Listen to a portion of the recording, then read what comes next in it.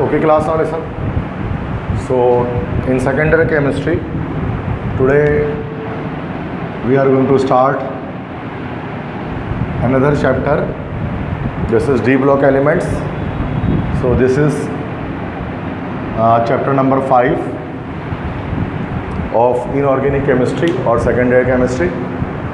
तो D block elements किन्हें कहा जाता है, किस तरह आप डिफाइन कर सकते हैं डी ब्लॉक एलिमेंट्स को? तो कौन से एलिमेंट्स डी ब्लॉक एलिमेंट्स हो सकते हैं? यस, वो तमाम एलिमेंट्स जिनके वैलेंस इलेक्ट्रॉन डी ऑर्बिटल में एंटर होते हैं उनको कहा जाता है डी ब्लॉक एलिमेंट्स। ठीक है, तो those elements whose valence electron enters in d orbital is called d block elements। ठीक है, या हम ये कह सकते हैं कि the elements from group 1b to group 8b are known as d block elements. Periodic table के अंदर 1b से लेकर 8b तक ग्रुप तक जितने भी एलिमेंट्स होते हैं वो डी ब्लॉक एलिमेंट्स कहलाते हैं। अच्छा, डी ब्लॉक एलिमेंट्स को आउटर ट्रांजिशन एलिमेंट भी कहते हैं, क्योंकि ट्रांजिशन एलिमेंट्स को हम दो पार्ट्स में डिवाइड कर देते हैं। एक आउटर ट्रांजिशन एलिमेंट होता है और एक हमारे पास होता है इनर ट्रांजिशन एलिमेंट। जो इनर ट्रांजिशन एलिमेंट्स होते हैं, जो इनर ट्रांजिशन एलिमेंट होते हैं उनको कौन सा ब्लॉक कहलाते हैं? They are called f block elements. तो ये जो चैप्टर 5 है आपका सेकेंडरी केमिस्ट्री का सिंध बोर्ड में, ये आउटर ट्रांजिशन एलिमेंट्स के बारे में, या डी ब्लॉक एलिमेंट्स के बारे में, जिसको आज हम डिस्कस करेंगे।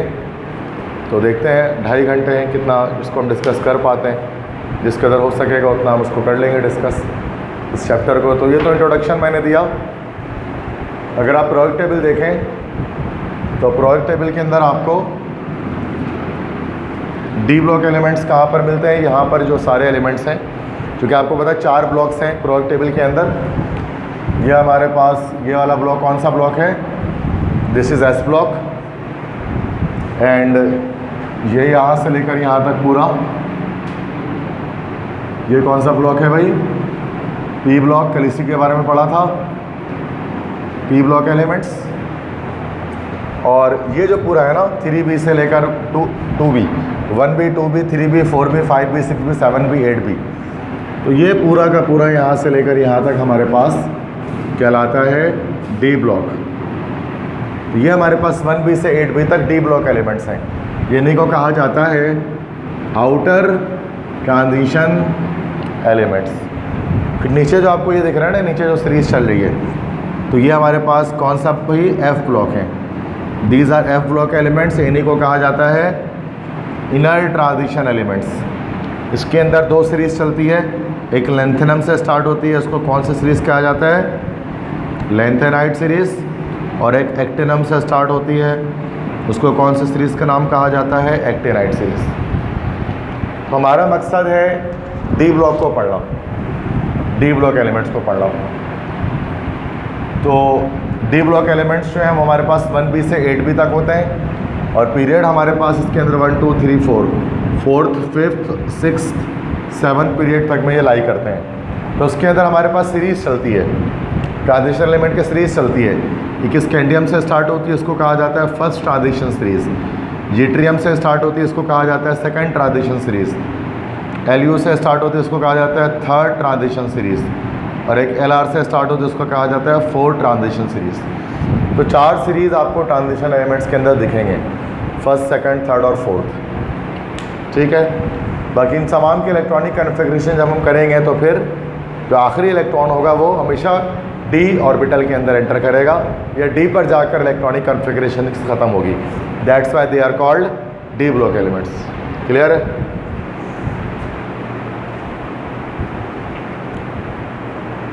तो सिंपल ये चीज़ आप वर्डिंग्स के अंदर यहाँ पर मौजूद है, जो बाद में भी आपको बता रहा था। तो ट्रांजिशन एलिमेंट्स क्या होते हैं?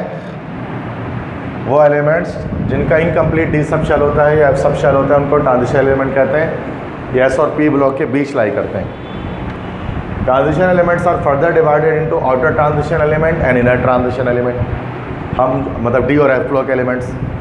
The elements whose valence electron enter in d orbital are known as d block elements. They include group 1b to 8b. Elements of group 2b are pseudo transition elements. ठीक है भाई, ये भी आप जानते हैं कि ग्रुप 2b ग्रुप के जो एलिमेंट्स हमारे पास होते हैं, जिंक, कैडमियम, मरकरी, ये 3 एलिमेंट्स, इनको कहा जाता है सूडो ट्रांजिशन एलिमेंट। इनको सूडो का मतलब होता है फेक या फॉल्स। क्योंकि इनकी बहुत सारी प्रॉपर्टी ऐसी हैं 2b ग्रुप की जो हमारे पास डी ब्लॉक एलिमेंट्स या ट्रांजिशन एलिमेंट्स की जैसी नहीं होती हैं। दैट्स वाई हम जिंक, कैडमियम, मरकरी वाला जो आखिरी ग्रुप होता है ना 2b ग्रुप, उसको सूडो ट्रांजिशन एलिमेंट्स का नाम कहा जाता है।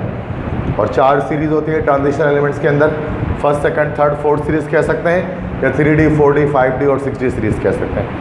क्योंकि उसमें 3D फिल होता है, एक में 4D फिल होता है, एक में 5D फिल होता है और एक में 6D फिल होता है। बाकी टिपिकल नॉन टिपिकल आप छोड़ दें, आपके काम का नहीं है। ठीक है, बस ये कुछ पॉइंट्स समझ में आ गए ना, ये पॉइंट्स। ये डेफिनेशन वाइज हो गए ट्रांजिशन एलिमेंट्स क्या होते हैं। General valence shell electronic configuration chapter 1 के अंदर भी आपने देखी थी और चैप्टर 5 के अंदर भी आपको general valence shell electronic configuration पता होना चाहिए तमाम एलिमेंट्स की। तो सिंपल बहुत आसान होता है। जर्नल वैलेंस शेल कॉन्फ़िगरेशन से मुराद कि लास्ट शेल की कॉन्फ़िगरेशन किस तरह की आती है सबकी। जैसे 3b ग्रुप की जब हम करेंगे तो हमारे पास, अच्छा जैसे स्कैंडियम आप ले लो, स्कैंडियम होता है हमारे पास दिस इज 21, ये हो जाएगा 1s2, 2s2, 2p6, 3s2, 3p6, 4s2, 3d1। तो एस ब्लॉक को छोड़ के पी और डी ब्लॉक के अंदर क्या होता है हमारे पास कि लास्ट के जो दोनों होते हैं ना वो जर्नल वैलेंस के अंदर आते हैं। अब देखो, अगर इसको 4 को n नाम ले लो तो ns2, और 3 से मुराद ये n से कम है तो n-1d और ये 1 लिखा हुआ है। ग्रुप कैसे पहचान में आता है कि जब इन दोनों को ऐड कर देते हैं, 2 + 1 3, तो स्कैंडियम 3b ग्रुप का एलिमेंट है। चैप्टर 1 में किया था आपने, ग्रुप पीरियड को फाइंड आउट किया होगा। तो 3b तो अब सिंपल है ना, सारे एक साथ याद कर सकते हैं। मतलब ns2 तो होगा और साथ में n-1d होगा सब में। तो इसके अंदर क्या है हमारे पास कि ns2 लाइन से लिख दिया और n-1 d1, d2, d3, d4, d5, d6, d7, d8, d9, d10 ये सब लिख दिया, d10 तक, d1 से d10 तक। अब यहाँ पर अगर आप देखो 3b का क्या होगा, 2 + 1 = 3, तो 3b ग्रुप का हो गया ये। 4b ग्रुप के लिए क्या निकलेगा, 2 + 2 = 4, इस तरह हो जाएगा। 5b ग्रुप के लिए 2 + 3 = 5, ये 5b ग्रुप के लिए जर्नल वैलेंस शेल कॉन्फ़िगरेशन। 6 के लिए 4 + 2 + 4 = 6, ये 6b ग्रुप हो गया। क्रोमियम फैमिली जो होती है वो वाली फैमिली आ गई है। बट यहाँ पर ये वाला हमारे पास गलत है, ये ऐसे नहीं होता। क्योंकि हमें पता है कि शेल्स उस सूरत में, जितने भी शेल्स होते हैं उस सूरत में हमारे पास ये स्टेबल होंगे अगर वो हाफ फिल हो या तो फुल फिल हो। तो अब यहाँ पर D5 है तो D5 होना चाहते हैं तो D10 हो जाना चाहता है। D4 होता है तो हम क्या कर देते हैं, उसको D5 कर देते हैं, और D9 होता है तो उसको क्या करते हैं, D10 कर देते हैं, ताकि स्टेबिलिटी गेन कर ले ऑर्बिटल हमारा। क्योंकि स्टेबिलिटी गेन कब होती है, जब ऑर्बिटल्स या तो हाफ फिल्ड हो या तो फुल फिल्ड हो। अब यहाँ पर हाफ फिल्ड हो सकता है अगर एक इलेक्ट्रॉन ले ले तो क्या करेगा, ऐसा अपना एक इलेक्ट्रॉन D को दे देगा तो क्या हो जाएगा, ns1 n-1 d5, ये इस तरह से हो गई है 6b का। उसके बाद 7b का सिंपल है, 5 + 2 = 7, 8b अब सिंपल है, 6 + 2 = 8। अच्छा याद रखिएगा कि 7 + 2 = भी 8 होगा और 8 + 2 = भी 8 होगा। मतलब D6, D7, D8 तीनों हमारे पास 8b ग्रुप के अंदर आते हैं। क्योंकि आप जानते हैं 8b ग्रुप में 3 कॉलम होता है, एक आयरन होता है, एक कोबाल्ट होता है, एक निकल होता है। इस तरह से 3 कॉलम बने हुए होते हैं ना, आयरन, कोबाल्ट, निकल। तो यहाँ पर ये D6 वाला है, D7, D8, तीनों ही 8B ग्रुप से ताल्लुक़ रखेंगे, चाहे D6 हो, चाहे D7 हो, चाहे D8 हो। मतलब चूँकि जाहिर सी बात है 7 + 2 = 9, 9 तो ग्रुप होता ही नहीं है, और 8 + 2 = 10, 10 भी ग्रुप नहीं होता, तो हम उसको 8 ही कंसिडर करेंगे। उसके बाद NS2 n-1 D9। अब 9 + 2 क्या होता है? 9 + 2 = 9 2 11 होता है ना भाई। अब इसका पहला 1 काट दो, ये सिर्फ 1B बच गया, ये 1B ग्रुप हो गया। दूसरा NS2 n-1 D10, 10 + 2 कितना होता है भाई? 12 होता है। 10 + 2 = 12 होता है, इसका 1 काट दो, ये सिर्फ क्या बच गया? 2 बच गया, तो ये 2B ग्रुप हो गया। तो मतलब D1 से लेकर देखो इस तरह चलते चलते D10 तक हम पहुंच गए सारे। तो इस तरह से ग्रुप्स, इस तरह से जितने भी ग्रुप्स हैं उन सब की general valence shell electronic configuration निकलती है। अच्छा, यहाँ पर भी गलती है, इधर पर 1B ग्रुप, ये आपका कॉपर फैमिली है, इसके अंदर गलती है कि इसमें भी फुलफ़िल कर पाते हैं हम, तो फुलफ़िल किया नहीं किया। फुलफ़िल कैसे होगा? S से एक इलेक्ट्रॉन D पर जंप मार देगा तो फुलफ़िल हो जाएगा, ये हो जाएगा NS1 और n-1 D10, ये फुलफ़िल्ड हो गया तो स्टेबिलिटी गेन हो जाएगी ऑर्बिटल की। ये आपको सारे याद करने हैं, ये चैप्टर 1 से भी आ सकता है, लाजमी ये सवाल आता है सेक्शन B के अंदर कि write down the general valence shell configuration of the following groups. कभी ग्रुप 2 बोलता है, कभी ग्रुप 4 का बोलता है, कभी ग्रुप, किसी भी ग्रुप आपने देखा होगा फाइबर में हर साल आता है कि किसी भी ग्रुप का बोलता है कि बताओ, MCQs में भी आया था कि आप इसके जर्नल वैलेंस शेल कॉन्फ़िगरेशन बताइए। तो आपको सबका याद करना चाहिए, SPDF, SPD का तो याद होना ही चाहिए, F का तो चलो नहीं आता, बट SPD ग्रुप का आता है।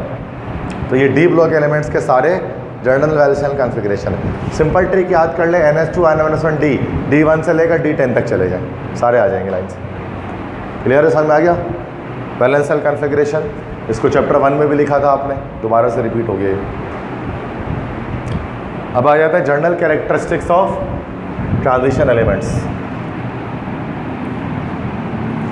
ट्रांजिशन एलिमेंट्स के कुछ जर्नल प्रॉपर्टीज़ जो सिर्फ ट्रांजिशन मेटल्स एग्जिबिट करते हैं, इसके अलावा और कोई नहीं करता। तो कुछ प्रॉपर्टीज़ ऐसी हैं जो कि रिप्रेजेंटेटिव एलिमेंट्स की नहीं है, क्योंकि आपको पता है कि 1A से 8A वाले एलिमेंट्स,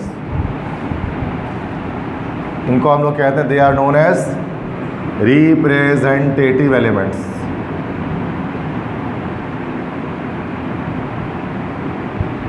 और 1B से लेकर 8B वाले they are called transition elements.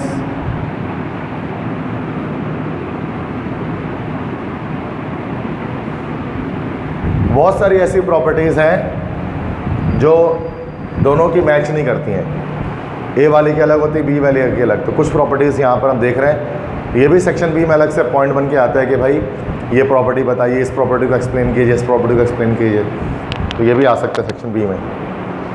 तो पहला है वेरिएबल ऑक्सीडेशन स्टेट या वेरिएबल वैलेंसी। हमें पता है कि जो रिप्रेजेंटेटिव एलिमेंट्स होते हैं ना, उनकी एक फिक्स ऑक्सीडेशन स्टेट होती है, वेरिएबल नहीं होती है, फिक्स रहती है एलिमेंट्स की। जैसे सोडियम, सोडियम की बात करें तो सोडियम का ऑक्सीडेशन नंबर हमेशा +1 रहता है, कभी ये +2, +3, +4 नहीं हो सकता। लेकिन ये जब हम ट्रांजिशन एलिमेंट्स की बात करें, जैसे आयरन की बात कर लें Fe का, तो आप जानते हैं कभी +2 होता है, कभी +3 होता है। फेरस और फेरिक, कॉपर की बात कर लें, कॉपर कभी +1 होता है, कभी +2 होता है, कभी क्यूप्रस होता है, कभी क्यूप्रिक होता है।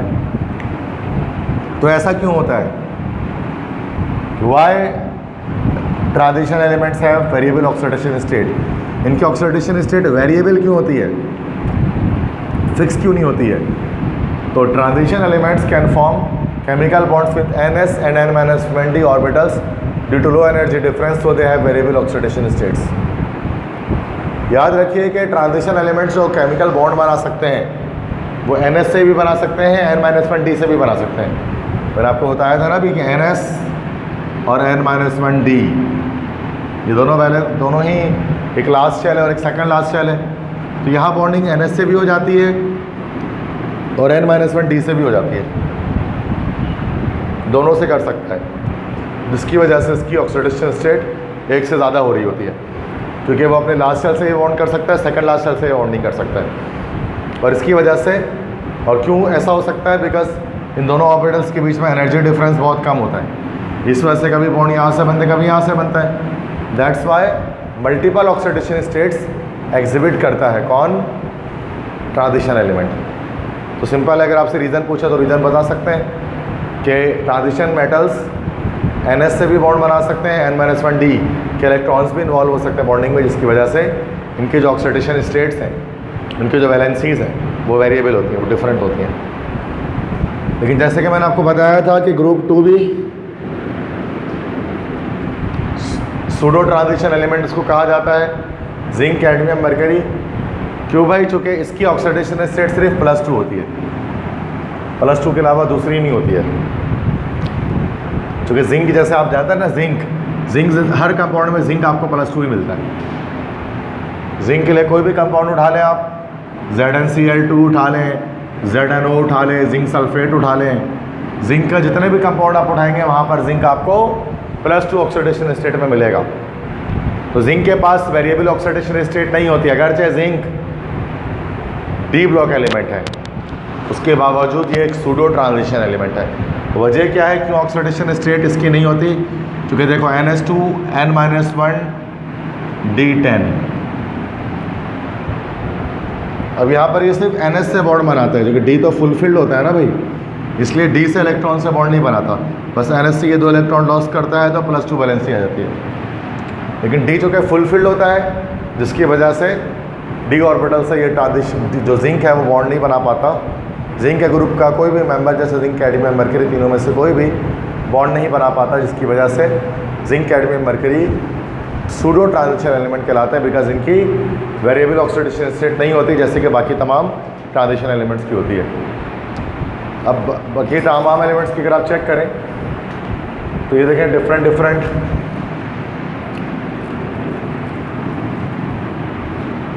ऑक्सीडेशन स्टेट्स यहाँ पर आ रही हैं हर तरह के एलिमेंट्स की। तो ये हमारे पास ग्रुप स्कैंडियम ग्रुप है 3B है ना भाई, 4B, 5B, 6B, 7B, 8B, ये सारे चल रहे हैं। इसका कॉन्फ़िगरेशन भी बताइए, S2D1, S2D2, S2D3, S2D4, S1D5 sorry, S2D5, S2D6, S2D7, S2D8, S1D10, S2D10 बताया ना भी आपको मैंने। ये यहाँ पर इसके जनरल वैलेंस शेल कॉन्फ़िगरेशन चल रही है। अब देखो उसका ट्रिक क्या है, कैसे पता लगेगा कि कितने कितने वैलेंसी एक एलिमेंट बना सकता है। तो देखिए S से पहले दोनों इलेक्ट्रॉन एक साथ निकालें, फिर D से 1 बाय 1 एक एक करके इलेक्ट्रॉन निकालें, तो आपको ऑक्सीडेशन स्टेट पता लगते रहेगा। जैसे S से दोनों इलेक्ट्रॉन एक साथ निकाल दो तो +2 वैलेंसी आ गई, फिर इस 2 के साथ एक D का निकाल दे तो +3 वैलेंसी भी आ गई। इसलिए स्कैंडियम +2 और +3 दोनों वैलेंसी रखता है। टाइटेनियम को देखें, पहले दोनों एक साथ निकाले तो +2, फिर D में एक एक करके निकाले, एक निकालेंगे तो +3, दूसरा निकालेंगे तो +4। इस तरह से टाइटेनियम की +2, +3, +4 तीनों वैलेंसीज होती हैं। वैनेडियम पहले 2 एक साथ निकाले तो +2, फिर एक एक करके निकाले, यहाँ से 2 के साथ एक ही निकला तो +3, फिर +4, फिर +5 तक जा रहा है। बस समझ आ रही है? इस तरह से क्रोमियम को देख लें, पहले एक निकलेगा तो +1, फिर एक एक करके निकलेगा +2, +3, +4, +5, +6। बस समझ आ रही है? इस तरह से ये हमारे पास एक से ज़्यादा वैलेंसीज रख सकते हैं कंपाउंड। चूँकि इसका ट्रिक क्या है, कैसे निकालना है कि S से पहले दोनों इलेक्ट्रॉन एक साथ निकालें, फिर D से एक एक करके इलेक्ट्रॉन निकालते रहे और अलग अलग वैलेंसी बनाते रहे, जहाँ जब तक कि D का पूरा इलेक्ट्रॉन ख़त्म ना हो जाए। इस तरह से आपको वैलेंसीज, इस तरह से बहुत सारे ऑक्सीडेशन नंबर मिलने शुरू हो जाएंगे। तो आप देख सकते हैं एक कंपाउंड कितने सारे ऑक्सीडेशन स्टेट में एक एलिमेंट एग्जिस्ट करता है D ब्लॉक का। वजह यही है कि S और D दोनों से बॉन्ड बना रहे हैं, दैट्स वाई। आगे बात समझ में?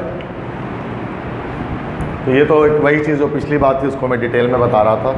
ये बुक में भी बनी हुई है चार्ट आपके पास, उसको मैं समझा रहा था कि क्या चीज़ है, इतना बड़ा डब्बा क्या बनाया हुआ है बुक में। ठीक है, तो ये चीज़ तरह पूरा बुक से ही मैंने स्क्रीनशॉट लेकर लगाया आपके सामने, पूरी बुक ही है ये, वो दिख रहा होगा बुक में आपको। ये मैं समझा रहा था ये है क्या चीज़। तो ये सारी ऑक्सीडेशन स्टेट्स दिखा रहे हैं हर एलिमेंट की, मतलब फर्स्ट सीरीज के जितने भी एलिमेंट्स उनकी। दूसरा है इंटरस्टिशियल कंपाउंड फॉर्मेशन।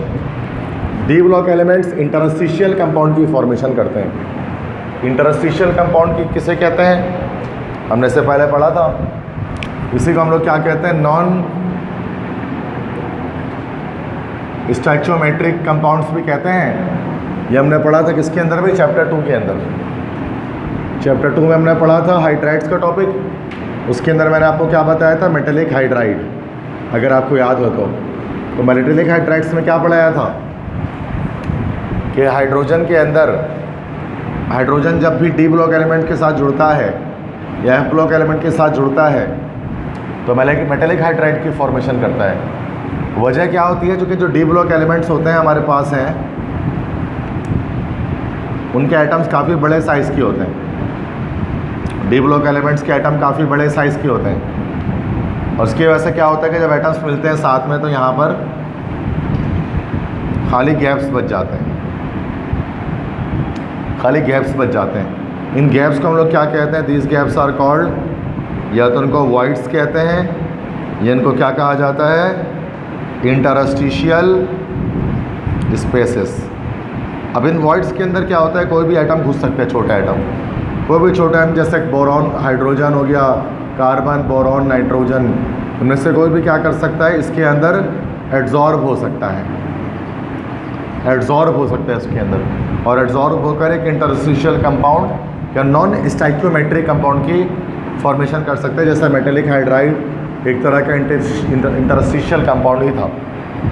तो डी ब्लॉक एलिमेंट्स ही इंटरस्टिशियल कंपाउंड क्यों बना पाते हैं, क्या वजह है, क्योंकि डी ब्लॉक एलिमेंट्स के एटम का साइज़ बड़ा होता है और बड़े साइज़ के एटम इस वजह से होता है कि उनके पास कम से कम 4 शेल, 5 शेल, 6 या 7 शेल होते हैं। क्योंकि फर्स्ट सेकंड थर्ड पीरियड में तो आपको पता है डी ब्लॉक होता ही नहीं है, डी ब्लॉक शुरू ही 4th पीरियड से होता है, मतलब कम से कम उसके पास 4 शेल होंगे, 5, 6 या 7 शेल भी हो सकते हैं।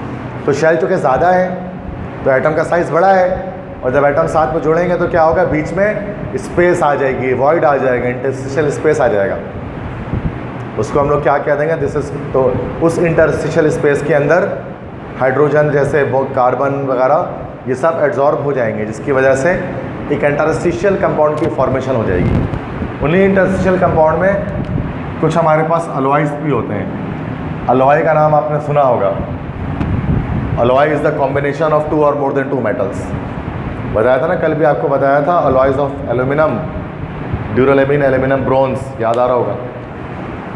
तो डिफरेंट अलॉयज जो बनते हैं ना ट्रांजिशन मेटल्स के, वो इसी इंटरस्टिशियल कंपाउंड फॉर्मेशन की वजह से बनते हैं। तो फिजिकली 2 मेटल्स आपस में कंबाइन हो जाते हैं, जैसे ब्रास है, ब्रोंज है, नाइक्रोम है, इसकी कंपोजिशन लिखी हुई है। ब्रास किसको कहते हैं, ब्रास कहते हैं हम लोग पीतल को। पीतल देखा होगा, पीतल आपने गोल्डन कलर का होता है, पीतल के नलके वगैरह देखे होंगे आपने, पीतल देखा है, गोल्डन टाइप का होता है। ब्रास नलके वगैरह से, मैट्रेस, मैग्नेट्स, ब्रास के मेटल्स, मेडल्स, अच्छा मेडल्स ब्रोंज के होते हैं। ब्रास के मेडल कब से हो गया, ब्रोंज के मेडल होते हैं, ब्रास के मेडल नहीं होते हैं। पीतल की क्या चीज़ होती है घर पे,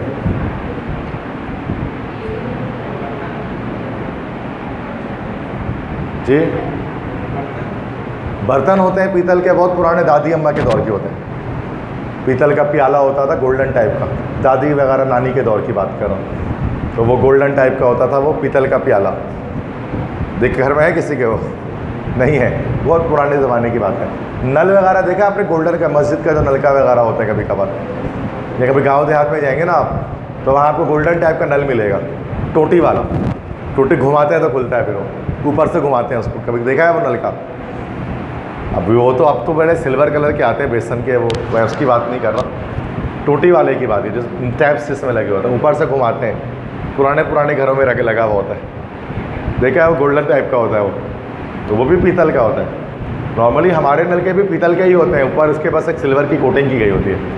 कभी नलका पुराना हो जाए ना तो सिल्वर जब उसके ऊपर से वो हटता है ना लेयर, अंदर गोल्डन ही आता है उसके, ये कभी वो रगड़ जाते एक तरफ से ना, तो वो ब्रास कहलाता है, पीतल। तो पीतल की बहुत चीज़ें बनाई जाती है, गिटार वगैरह होते हैं ना, उसकी स्ट्रिंग्स भी पीतल की बनी होती हैं। गिटार होता है ना, गिटार वायलिन, उसके जो तार होते हैं गोल्डन टाइप के होते हैं, वो भी पीतल के बने होते हैं, बहुत तेज़ आवाज़ निकलती है उससे। तो ब्रास जो है वो कॉपर और जिंक के मिलाप से बनता है, कॉपर और जिंक इन 2 एलिमेंट्स को मिलाते हैं तो ब्रास बनता है, पीतल बनता है। एक होता है ब्रोंज, ब्रोंज कहते हैं कांसी को, कांसी या इसको तलाई भी कहते हैं, कांसी या तलाई। ये किस कलर का होता है? ब्रोंज जो है वो किस कलर का होता है भाई? ब्राउन कलर का होता है, ब्राउन कलर होता है ब्रोंज, कांसी। ब्रोंज कॉइन्स वगैरह आपने देखे होंगे, ब्रोंज के कॉइन्स बनते हैं। 1 रुपये का सिक्का था पुराना वाला, कायदतन जिसमें बने हुए थे गोल्डन, वो सॉरी गोल्डन कह रहा हूँ, ये ब्राउन कलर का जो सिक्का देखा है 1 रुपये का पुराना, डार्क ब्राउन बिल्कुल, देखा है? 1 रुपये का पुराना सिक्का, बहुत पुराना, वो ब्रोंज कॉइन था, ब्रोंज का बना हुआ था। ब्रोंज को एज अ मेडल भी इस्तेमाल किया जाता है। 3rd पोजीशन जो ओलंपिक्स में आता है ना, 1st पोजीशन को गोल्ड मिलता है, 2nd को सिल्वर मिलता है, और 3rd को कभी आपने देखा ना गोल्ड, वो थोड़ा सा ब्राउन टाइप का एक मेडल मिलता है, ब्राउन टाइप का, तो वो ब्रोंज मेडल होता है, कांसी के तमगे कहते हैं उर्दू में उसको। तो ब्रोंज के और भी काम है, स्टेचूज़ वगैरह बनाते हैं ब्रोंज से। पाकिस्तान में तो नहीं देखा होगा आपने शायद ज़्यादा, ये वेस्टर्न नेशंस वगैरह में अगर आप जाओगे या कभी टीवी में देखा होगा ना, तो उनके यहाँ ना चौरंगी वगैरह पे अलग अलग जगहों पर ना स्टेचूज़ बने होते हैं, छोटे छोटे स्टेचूज़ वगैरह ना, ब्राउन टाइप के, वो मेटल के बने होते हैं। नहीं, ब्राउन कलर नहीं होता, वो ब्राउन ही होते हैं वो स्टेचूज़ का, वो ब्रास का बना होता है, ब्रास, वो सॉरी ब्रोंज स्टेचूज़ होते हैं वो, उनका कलर ही वैसा ही होता है। देखा कभी चौरंगी? हाँ, यूट्यूब पे देखा होगा आपने। ज़्यादातर आप जाएंगे ना वेस्टर्न नेशंस, तो आपको वहाँ चौरंगी वगैरह में लगे हुए मिलेंगे, हर जगह पर आपको स्टेचू मिलेगा वहाँ पर, मतलब उनकी निशानी है, वो उस तरह अपने हिस्ट्री को बचा कर रखते हैं उस तरह से। नेक्स्ट, अच्छा, तो ब्रोंज में कॉपर और टिन, SN टिन है, कॉपर और टिन इन 2 चीज़ों का अलॉय है। नाइक्रोम, नाइक्रोम बड़ा सिंपल है, Ni मतलब निकल और क्रोम मतलब क्रोमियम, तो आयरन के साथ निकल और क्रोमियम मिला देगा तो नाइक्रोम बन जाएगा। तो आयरन, निकल, क्रोमियम इन 3 चीज़ों के मिलाप से बनता है। ये भी एक अलॉय हमारे पास है जिसको नाइक्रोम कहा जाता है। तो जितने भी अलॉयज़ होते हैं वो सारे के सारे इंटरस्टिशियल कंपाउंड्स हैं, और सब में आप देखें कहीं ना कहीं आपको सारे कॉपर, जिंक, टिन, निकल, क्रोमियम, आयरन, सब आपको ट्रांजिशन एलिमेंट्स यहाँ पर आपको दिख रहे हैं। तो ट्रांजिशन एलिमेंट्स की एक प्रॉपर्टी ये भी होती है कि ये इंटरस्टिशियल कंपाउंड की फॉर्मेशन कर सकते हैं, जैसे अलॉयज़ बना सकते हैं। और क्यों बना सकते हैं, क्या बताया मैंने? चूँकि इनके एटम का साइज़ बड़ा होता है तो उसमें दूसरे एटम्स आकर एड्जॉर्ब हो जाते हैं, जिसकी वजह से एक नए किस्म की चीज़ अलॉय बन जाता है। बात समझ में आ गई? समझ में आया सबको? इंटरस्टिशियल कंपाउंड फॉर्मेशन, इसी की वजह से मेटालिक हाइड्राइड भी बनता था। कुछ पूछना है? सिंपल समझ में आ गई बात सबको? नेक्स्ट है catalytic properties. D block elements के अंदर कैटालिटिक प्रॉपर्टीज़ भी होती हैं। आपको पता है ज़्यादातर जो डी ब्लॉक एलिमेंट्स होते हैं हमारे पास हैं, उनको हम एज अ कैटलिस्ट इस्तेमाल करते हैं। जैसे कि मैंने आपको बताया था ना, जैसे हाइड्रोजनेशन कैटलिस्ट होता है, निकल, प्लाटिनम, पैलेडियम, ये याद है सबको? हाइड्रोजनेशन कैटलिस्ट हाइड्रोजनेशन रिएक्शंस के लिए इस्तेमाल करते हैं। इसमें क्या होता है, जो हाइड्रोजन गैस जाती है वो H2 की सूरत में आ जाती है, इसके अंदर है H2 की सूरत में हाइड्रोजन गैस आ जाती है। लेकिन जब हम इसको हीट करते हैं तो हीट करने पर क्या होता है कि यहाँ से एटॉमिक हाइड्रोजन बाहर आ जाता है, और atomic hydrogen more reactive than molecular hydrogen होता है H2 से, तो रिएक्टिविटी फास्ट हो जाती है। इस तरह से क्या करता है, किसी भी रिएक्शन की स्पीड को फास्ट कर सकता है। आपको पता है कैटलिस्ट किसे कहते हैं? कैटलिस्ट हर वो स्पीशीज़, हर वो चीज़ जो कि किसी रिएक्शन की स्पीड को फास्ट कर दे, किसी की रिएक्शन की स्पीड को बढ़ा दे, दिस इज कॉल्ड कैटलिस्ट। तो डी ब्लॉक एलिमेंट्स को एज अ कैटलिस्ट इस्तेमाल किया जा सकता है। बहुत सारे आपको ऐसे रिएक्शंस मिलेंगे जो कैटलिस्ट की प्रेजेंस में होते हैं हमारे पास। जिसमें से कुछ रिएक्शंस आप जानते हैं, मैं आपको दिखा देता हूँ। मिथाइल अल्कोहल को बनाने के लिए आपने पढ़ा था ना भाई, वाटर गैस है, तो वाटर गैस को जब रिएक्शन साथ में कराते हैं तो मिथाइल अल्कोहल बनता है। तो इसमें जिंक ऑक्साइड और क्रोमियम ऑक्साइड ये एज अ कैटलिस्ट इस्तेमाल होता है हाई टेम्परेचर। तो वाटर गैस साथ में रिएक्शन करके मिथाइल अल्कोहल की फॉर्मेशन कर लेता है। चैप्टर 9 के अंदर पढ़ा था इसको हमने, चैप्टर 9 के अंदर पढ़ा था इसको हमने। कहाँ पर भाई? प्रिपरेशन ऑफ मिथाइल अल्कोहल में। एक तो मिथाइल अल्कोहल को वुड से बनाया था, लकड़ी से, और एक बनाया था वाटर गैस से। दो ही तरीके से बनाया था। तो वाटर गैस से कैसे बनता है? By the presence of enzyme, sorry in the presence of catalyst.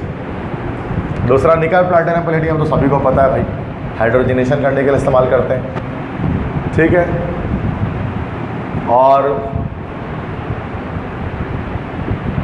Oswald process के अंदर आपको पता है कल पढ़े रहते हैं प्लेटिनम इस्तेमाल करते हैं, प्लेटिनम गॉस बताया था। कैटालिटिक कन्वर्टर के अंदर प्लेटिनम की जाली इस्तेमाल हो रही है, तो प्लेटिनम खुद क्या है, ट्रांजिशन एलिमेंट है, कैटलिस्ट के तौर पर इस्तेमाल हो।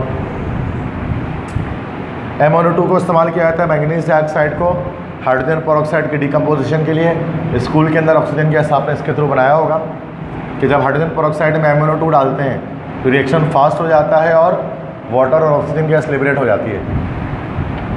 तो ऑक्सीजन गैस के प्रोडक्शन के लिए मैंगनीज डाइऑक्साइड ब्लैक कलर का पाउडर होता है, इसको इस्तेमाल करते हैं एज अ कैटलिस्ट। इसको छोड़ दें। V2O5 देख लें, वेनेडियम पेंटाऑक्साइड, कॉन्टैक्ट प्रोसेस में कल पढ़ा था इसको। SO2 को SO3 में कन्वर्ट करने के लिए इस्तेमाल करते हैं कॉन्टैक्ट प्रोसेस के अंदर।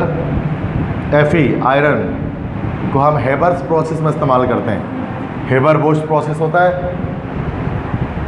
तो हेबर प्रोसेस के अंदर अमोनिया गैस की मैन्युफैक्चरिंग होती है, हेबर बोश प्रोसेस। तो हेबर बोश के अंदर आयरन के छोटे छोटे पीसेस होते हैं, उसको इस्तेमाल करते हैं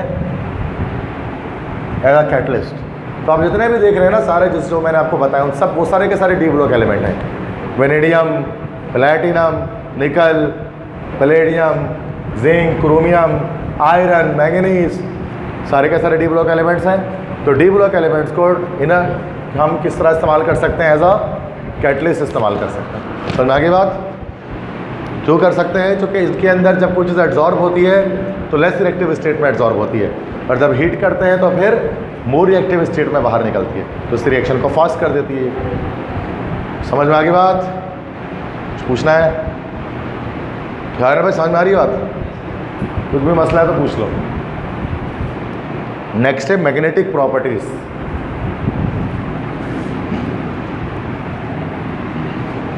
डी ब्लॉक एलिमेंट्स के अंदर मैग्नेटिक प्रॉपर्टीज भी होती हैं। मैग्नेट की तरफ, मैग्नेटिस की तरफ ये अट्रैक्ट होते हैं, ये भी एक प्रॉपर्टी है।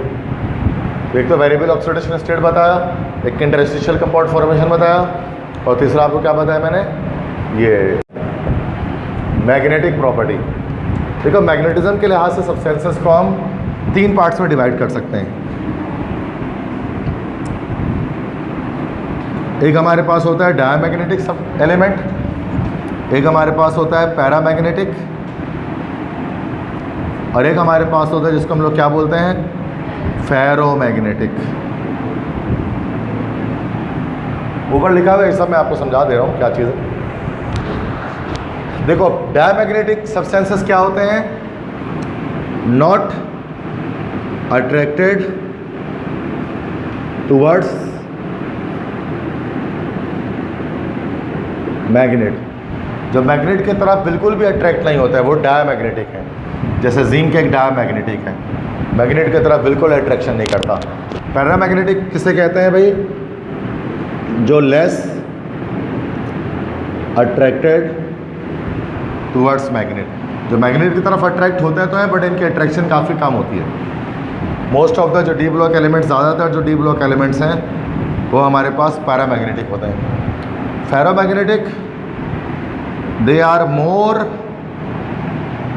Attracted towards magnet. तो जो मैग्नेट की तरफ बहुत ज़्यादा अट्रैक्ट होते हैं, इतने ज़्यादा अट्रैक्ट होते हैं कि अगर इनको थोड़ी देर तक मैग्नेट के साथ रखा जाए तो खुद भी एज अ मैग्नेट बिहेव करना शुरू कर देते हैं। इनको कहा जाता है फेरोमैग्नेटिक एलिमेंट्स। फेरोमैग्नेटिक एलिमेंट्स हमारे पास कौन से हैं, 8B ग्रुप के जितने भी एलिमेंट्स हैं वो सब फेरोमैग्नेटिक हैं। जैसे आयरन, कोबाल्ट, निकल, 8B वाले ना सारे ये हमारे पास सारे फेरोमैग्नेट हैं। इनको मैग्नेट बहुत ज़्यादा अपनी तरफ अट्रैक्ट करता है। तो 3 तरह के सब्सटेंस है। अब होता क्यों है ऐसा, कुछ डायमैग्नेटिक क्यों है, कुछ पैरामैग्नेटिक क्यों है और कुछ फेरोमैग्नेटिक क्यों है। तो बच्चों ये सारा का सारा कॉन्सेप्ट किस चीज़ पर बेस करता है कि लोन पेयर ऑफ इलेक्ट्रॉन्स पर या अनपेयर्ड इलेक्ट्रॉन्स पर भी वो करता है, बेस करता है। अनपेयर्ड इलेक्ट्रॉन, डायमैग्नेटिक जो सब्सटेंसेस होंगे इनके पास नो अनपेयर्ड इलेक्ट्रॉन्स, इनके पास चूँकि अनपेयर्ड इलेक्ट्रॉन कोई भी नहीं होता, इनके no unpaired electron in D orbital के अंदर कोई भी अनपेयर्ड इलेक्ट्रॉन नहीं होता, जिसकी वजह से ये डायमैग्नेटिक होते हैं। पैरामैग्नेटिक किसे कहते हैं, जिसके पास less unpaired electron in D orbital. अगर डी ऑर्बिटल में मतलब हो अनपेयर्ड इलेक्ट्रॉन हो बट कम हो तो फिर वो पैरामैग्नेटिक। और फेरोमैग्नेटिक कौन होगा कि more unpaired electron in D orbital. अगर डी ऑर्बिटल में अनपेयर्ड इलेक्ट्रॉन की तादाद ज़्यादा हो जाए तो उस सूरत में हमारे पास वो ज़्यादा मैग्नेट की तरफ अट्रैक्ट करेगा। अब मान लो 3 एलिमेंट्स लेते हैं, एक जिंक ले लेते हैं, ये हमारे पास है डायामैग्नेटिक, सही है। एक पैरामैग्नेटिक में कोई ले लेते हैं, जैसे मान लो स्कैंडियम ले लेते हैं पैरामैग्नेटिक, और एक ले लेते हैं कोई फेरोमैग्नेटिक जैसे कि आयरन ले लेते हैं। अब आपको पता है जिंक की जब इलेक्ट्रॉनिक कॉन्फ़िगरेशन करेंगे तो S2 और D10 आ जाएगा। स्कैंडियम की करेंगे तो S2D1 आएगा, और आयरन की करेंगे तो S2D6 आ जाएगा। अब यहाँ पर अब अगर D को अगर हम बनाऊँ अगर मैं D को बनाऊँ इस तरह से, D का 5 होता है ना इस तरह से, 5 डब्बे बनते हैं ना D जब बनाते हैं तो। एक हमारे पास DXY होता है, एक हमारे पास DYZ होता है, एक DZX होता है, एक DX² - Y² होता है, एक DZ² होता है। ये हमारे पास D के अलग अलग सब शेल्स बन गए। अब यहाँ पर अगर आप देखेंगे तो D10 लगाते हैं, 1 2 3 4 5 6 7 8 9 10। D1 लगाते हैं तो D1, D6 लगाते हैं 1 2 3 4 5, वापस आओ 6। कितने अनपेयर्ड इलेक्ट्रॉन आप ज़रा चेक करते हैं। इसके पास कितना अनपेयर्ड इलेक्ट्रॉन है? 0 है, 0 अनपेयर्ड इलेक्ट्रॉन है, क्योंकि सारे पेयर्ड हैं। इसी वजह से जिंक कैसा हो गया हमारा? डायामैग्नेटिक हो गया, कभी भी मैग्नेट इसको अट्रैक्ट नहीं करेगा।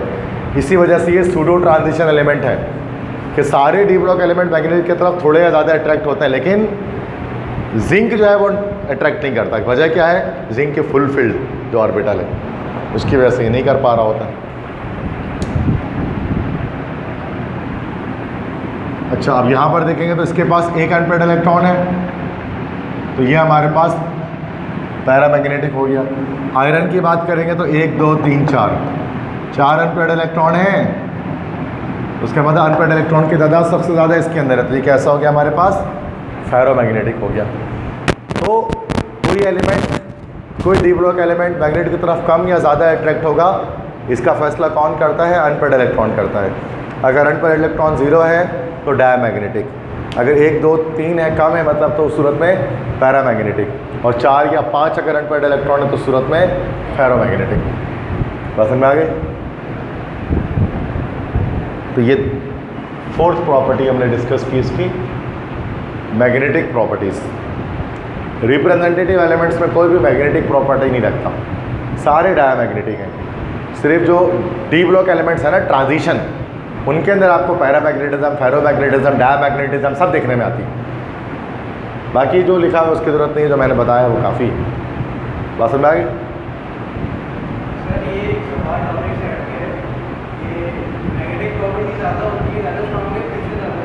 फिर से बताएं। मैग्नेटिक और फ्रिक्शन में कौन सा ज़्यादा स्ट्रॉन्ग है?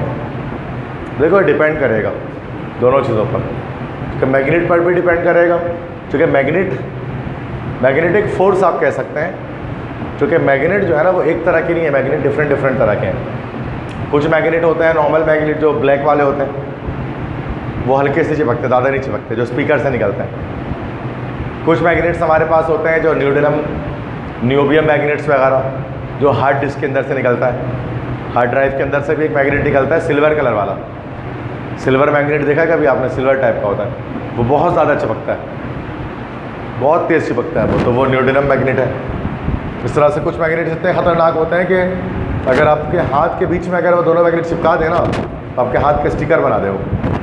यूट्यूब वगैरह में आपने देखा होगा ऐसे मैग्नेट। वो 2 बड़े बड़े मैग्नेट इस तरह से होते हैं, और वो इस तरह से वो दिखा रहे होते हैं ना कि अगर आपस में ऐसे ज़ोर से टकराते हैं कि परखचे उड़ जाते हैं, टूट जाते हैं, इतने फास्ट टकराते हैं कि मैग्नेट ही टूट जाता है।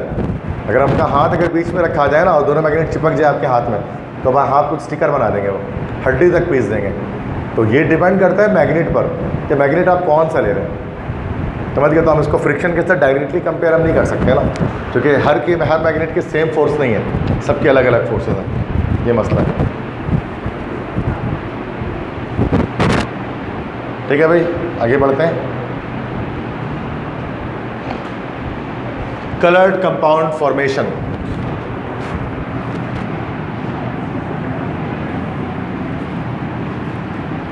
तो D block elements coloured compound की फॉर्मेशन करते हैं। ये भी एक बड़ा इंपॉर्टेंट एक कैरेक्टरिस्टिक है डी ब्लॉक एलिमेंट्स की, ये कलर्ड कंपाउंड की फॉर्मेशन करते हैं। देखो, अल्लामा इकबाल ने फरमाया था कि वजूद ज़न से है तस्वीर कायनात में रंग।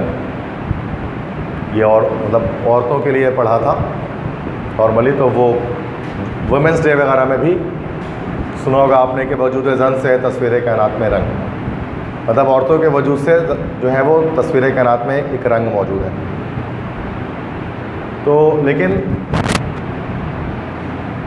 केमिस्ट्री में हम क्या कहते हैं कि वजूद ट्रांजिशन एलिमेंट से तस्वीर कायनात में रंग। क्या मतलब इसके कि ट्रांजिशन एलिमेंट्स के वजूद की वजह से रंगीन है दुनिया, रंग है दुनिया में। अगर ट्रांजिशन एलिमेंट नहीं होता तो दुनिया ब्लैक एंड वाइट होती। जितना भी कलर आपको दिखता है ना, red, green, blue, yellow, orange, pink, हर कलर किसी न किसी ट्रांजिशन एलिमेंट की वजह से ही आता है।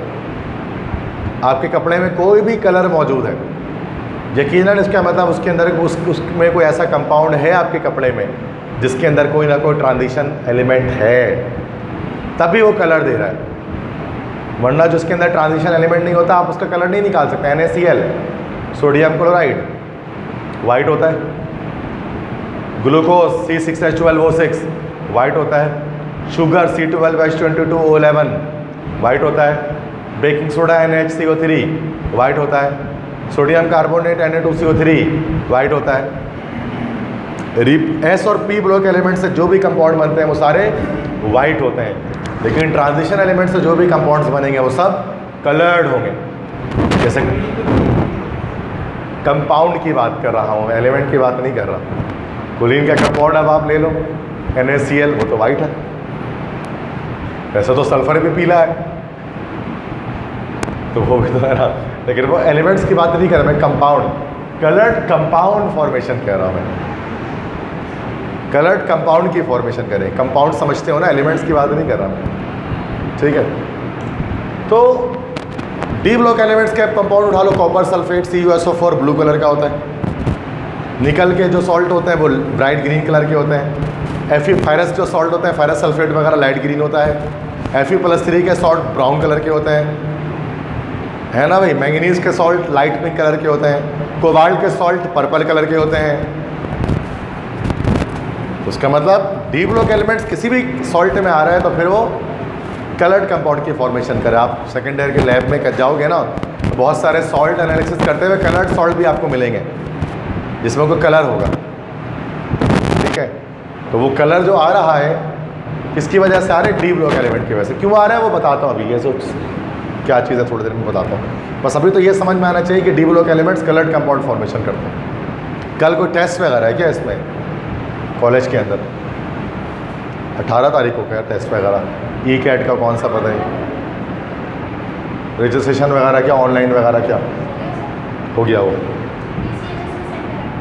हाँ ओके। तो कलर्ड कंपाउंड फॉर्मेशन जो यहाँ पर हो रही है किस वजह से होती है, कैसे होती है, इसके लिए एक थ्योरी समझनी पड़ेगी आपको। इस थ्योरी का नाम है CFT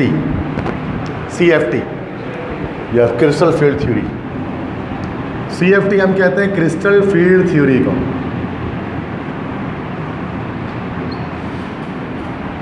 crystal field theory CFT। ये थ्योरी क्या कहती है कि जो डी ऑर्बिटल्स के बारे में, कि डी ऑर्बिटल्स की स्प्लिटिंग की बात करती है। ये बात करती है डी स्प्लिटिंग की बात करती है।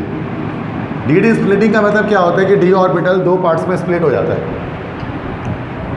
डी सबशेल, जैसे देखो डी के ये 5 डी जनरेटेड 5 और डी जनरेटेड ऑर्बिटल्स हैं, DXY DYZ DZX DX² -Y DZ²। तो 1 2 3 4 5 डी ऐसा ही होता है, आपने पढ़ा होगा कि डी के 5 ओरिएंटेशन होती हैं।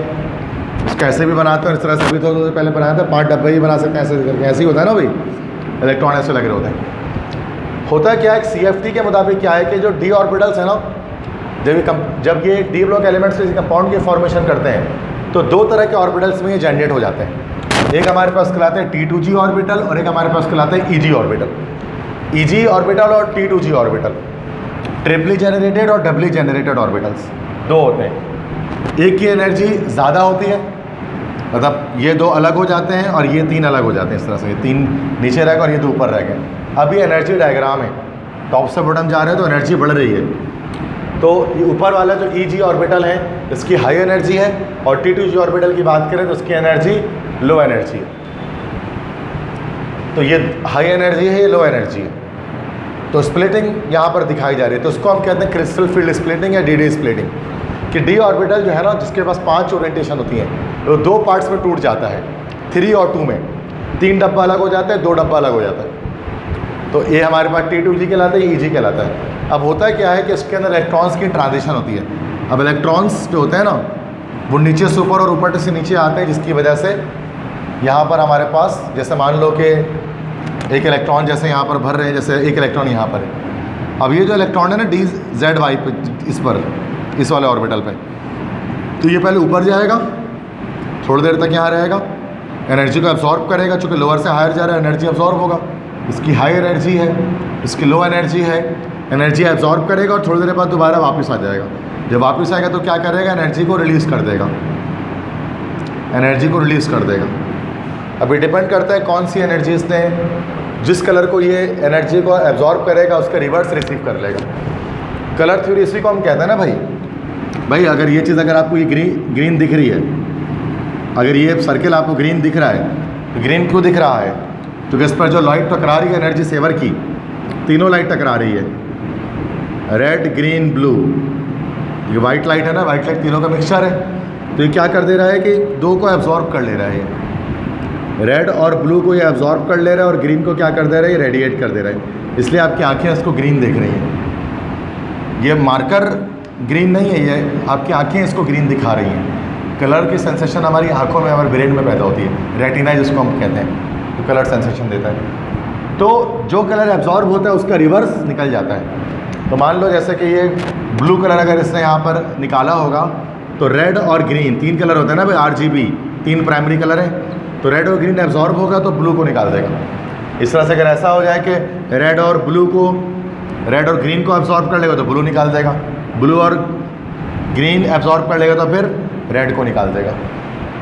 तो यहाँ जो ये जो स्प्लिटिंग हुई ना, अब इसमें एनर्जी एब्जॉर्ब और रिलीज़ हो रहा होता है। तो जो एब्जॉर्ब होता है उसका उलट जो है ना, वो क्या होता है, रिलीज़ हो जाता है।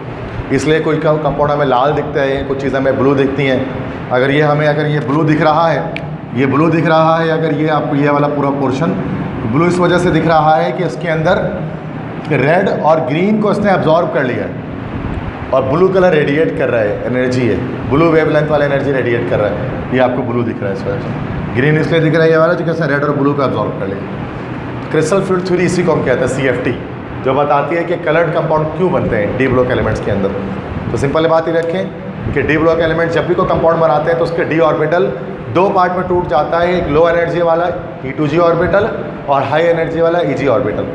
और होता क्या है कि इस T2g और EG ऑर्बिटल में इलेक्ट्रॉन्स की ट्रांजिशन होती है।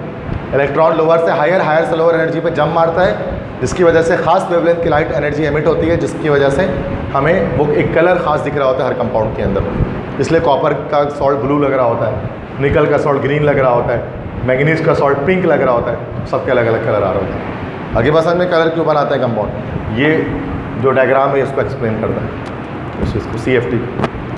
बस में आगे सबको ठीक है। ये भी आपसे पूछ सकते हैं कि भाई एक्सप्लेन करें कलर्ड कंपाउंड फॉर्मेशन, तो बता देना इसके बारे में। ठीक, लास्ट टॉपिक है आज का ये, और लगभग 1.5 घंटा है इसमें, टोटल टाइम लग जाएगा इसमें हमारे पास, क्योंकि इसी के साथ हमारा पूरा कनेक्ट होगा IUPAC नोमेनक्लेचर, जो सेक्शन B में आपका आएगा 4 मार्क्स का, जो अगर आप कहते हैं ना इनऑर्गेनिक कॉम्प्लेक्सेस को नोमेनक्लेचर, इनऑर्गेनिक के पोर्शन में भी नोमेनक्लेचर आती है, नेमिंग करनी होती है, उसको देखेंगे। तो तो कॉम्प्लेक्स कंपाउंड फॉर्मेशन ये सबसे इम्पोर्टेंट है। ठीक है, जाओ नमस्कार।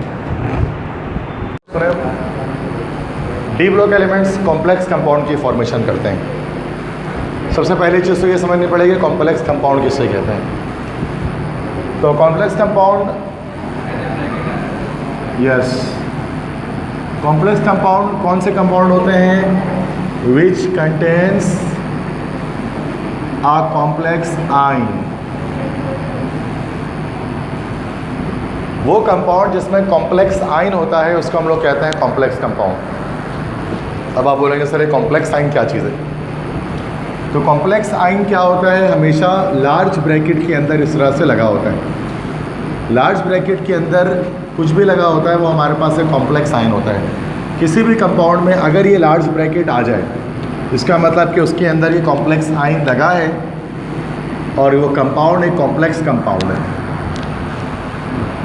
जो कॉम्प्लेक्स आइन होता है उसके अंदर दो चीज़ें आपको मिलती हैं, एक मेटल मिलता है और उसके साथ एक लिगेंड मिलता है। ये दो चीज़ें मिलकर एक कॉम्प्लेक्स आइन की फॉर्मेशन करती हैं। जैसे नीचे यहाँ पर एक एग्जांपल में आपको दिख रहा है, ये कॉम्प्लेक्स आइन है Fe4 चूँकि लार्ज ब्रैकेट के अंदर आपको ये दिख रहा है। इसके अंदर जो Fe है ये हमारे पास मेटल है, उसको कहा जाता है सेंट्रल मेटल एटम, इसको सेंट्रल मेटल एटम कहा जाता है। और CN6 जो हमारे पास है स्मॉल ब्रैकेट के अंदर लगा हुआ, इसको हम लोग कहते हैं दिस इज़ कॉल्ड लिगेंड, इसको लिगेंड कहा जाता है। तो जो कॉम्प्लेक्स आइन होता है ये पूरा का पूरा मिलकर ये बना हुआ है कॉम्प्लेक्स आइन। तो कॉम्प्लेक्स आइन के अंदर आपको दो चीज़ें मिलेंगी, सेंट्रल मेटल एटम मिलेगा और साथ में इसके हमें लिगेंड इसके अंदर मिलेगा। अब लिगेंड, सेंट्रल मेटल तो हम एटम तो हमेशा एक होगा, लिगेंड्स एक से ज़्यादा भी हो सकते हैं, 2, 3, 4, 6, 10 कितने भी हो सकते हैं। अब देखो ये इसी को हम इसको अगर ओपन अप स्ट्रक्चर करें तो इस तरह से होगा। देखो सेंट्रल मेटल एटम बीच में ये रहा, इसको इसलिए सेंट्रल मेटल एटम करें चूँकि बीच में है ये। और CN साइनाइड, ठीक है, वो टोटल इसके पास कितने CN 6 लगे हुए हैं। तो देखो 6 ने 6 तरफ से इसको घेरा हुआ है। और ये CN क्या कर रहा है, इसको कोऑर्डिनेट कोवेलेंट बॉन्डिंग के थ्रू इलेक्ट्रॉन पेयर इसको ये दे रहा है। तो ये जो CN है ना हमारे पास, ये क्या हमारे पास लिगेंड है। लिगेंड क्या होते हैं? लिगेंड असल में हमारे पास लेविस बेस होते हैं, लेविस बेस होते हैं। लेविस बेस से मुराद के ये इलेक्ट्रॉन पेयर डोनर्स होते हैं, इलेक्ट्रॉन पेयर डोनर्स होते हैं। लिगेंड क्या करते हैं? हमेशा इलेक्ट्रॉन पेयर को सेंट्रल मेटल एटम को डोनेट करते हैं, देते हैं। यहाँ पर आप देख लो ये 6 साइनाइड है, हर साइनाइड के पास एक इलेक्ट्रॉन पेयर दिख रहा होगा आपको। सब क्या कर रहे हैं? अपना अपना इलेक्ट्रॉन पेयर इस आयरन को दे रहे हैं। तो हमारे पास आयरन यहाँ पर क्या हो गया, ये हमारे पास हो गया लेविस एसिड। तो किसी भी कॉम्प्लेक्स आइन के अंदर एक मेटल होता है, एक लिगेंड होता है। मेटल लेविस एसिड होता है और लिगेंड लेविस बेस होता है। लिगेंड इलेक्ट्रॉन पेयर देता है किसको? सेंट्रल मेटल एटम को। जैसे यहाँ पर आपको दिख रहे हैं कि 6 साइनाइड मिलकर टोटल 6 इलेक्ट्रॉन पेयर्स इस आयरन को दे रहे हैं। तो ये हमारे पास पूरा बना हुआ है कॉम्प्लेक्स आइन। कॉम्प्लेक्स आइन के अंदर, कॉम्प्लेक्स आइन हमेशा लार्ज ब्रैकेट के अंदर होता है और उसके अंदर हमेशा एक मेटल और एक लिगेंड होता है। मिनिमम एक मेटल और कम से कम एक लिगेंड उसके अंदर होगा। लिगेंड के दादा ज़्यादा भी हो सकती है, बड़े भी हो सकती है। असल में आ गई क्या बता रहा हूँ यहाँ पर, अभी स्टार्ट कर रहा हूँ, अभी चीज़ें आएंगी डिटेल से। अभी आज का आखिरी टॉपिक यही है, ठीक है। तो फिर नोमेनक्लेचर वगैरह सब आराम से सारी चीज़ें समझते हैं। क्योंकि मैंने बता दिया कि आज एक दिन में मैं ख़त्म नहीं कराऊँगा, 2 दिन में ख़त्म करेंगे इस चैप्टर को, ठीक है।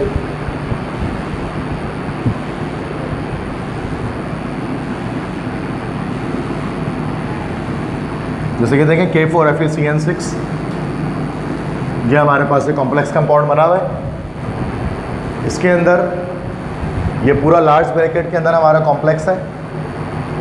और ये जो लार्ज ब्रैकेट होते हैं ना, इसको हम लोग कहते हैं कोऑर्डिनेशन स्फीयर। ये कोऑर्डिनेशन स्फीयर कहलाता है, लार्ज ब्रैकेट। इसी कोऑर्डिनेशन स्फीयर के अंदर आपको क्या मिलता है? कोई कॉम्प्लेक्स आइन मिलता है। अब ये कॉम्प्लेक्स आइन कोई भी हो सकता है। अब ये कॉम्प्लेक्स आइन कैटाइन भी हो सकता है और एनाइन भी हो सकते हैं। डिपेंड करता है कि इसके साथ दूसरी चीज़ जो काउंटर आइन है वो क्या लगा हुआ है। मतलब देखो, अगर कैटाइन लगा हुआ है और ये रहा मेटल, ये रहा लिगेंड, ये पॉसिबिलिटी हो सकती है। और पॉसिबिलिटी ऐसे भी तो हो सकती है, मेटल और लिगेंड लगा हुआ है और ये रहा एनाइन। अब यहाँ देखो, कैटाइन पे पॉजिटिव चार्ज है तो ये ऑटोमेटिकली ये पूरा क्या हो गया, नेगेटिव चार्ज हो गया। तो हमारा जो कॉम्प्लेक्स हो गया वो एनाइनिक हो गया, एनाइनिक कॉम्प्लेक्स हो गया ये, नेगेटिव चार्ज कॉम्प्लेक्स।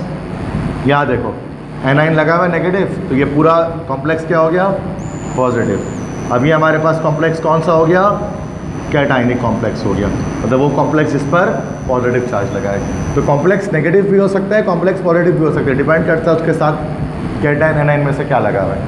अब चूँकि यहाँ पर कैटाइन यहाँ पर K4 लगा हुआ है, कैटाइन लगा हुआ है, ये ऑटोमेटिकली चार्ज नेगेटिव आ गया हमारे पास, तो ये हमारा एनाइनिक कॉम्प्लेक्स है, एनाइन है।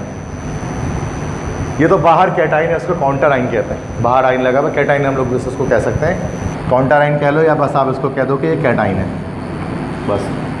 और राइट साइड पे लगा होता तो कभी कभार एनाइन भी लगा होता समटाइम्स। ये रहा central metal atom, central atom, और ये रहा आपका लिगेंड। लिगेंड क्या कर रहा है, इलेक्ट्रॉन पेयर सेंट्रल एटम को डिनोट कर रहा है, जैसे भी मैंने बताया था। अब जो 6 लगा हुआ है ना, this is called coordination number. Coordination number की क्या डेफिनेशन हो जाएगी, कोऑर्डिनेशन नंबर किससे कहते हैं कि number of electron pairs donated to central metal atom is called coordination number. मतलब एक लिगेंड कॉम्प्लेक्स के अंदर सेंट्रल मेटल एटम के पास कितने क्या आ रहे हैं, कितने इलेक्ट्रॉन पेयर्स आ रहे हैं, इससे हमें कहा जाता है कि कोऑर्डिनेशन नंबर है। तो इसका कोऑर्डिनेशन नंबर हमारे पास जो निकल गया, इसका क्या निकल गया, वो 6 निकल गया। कुछ और भी निकल सकता है, जैसे मान लो अगर इस तरह से आ जाए K4Fe CN4 आ जाए, और जैसे मान लो NH3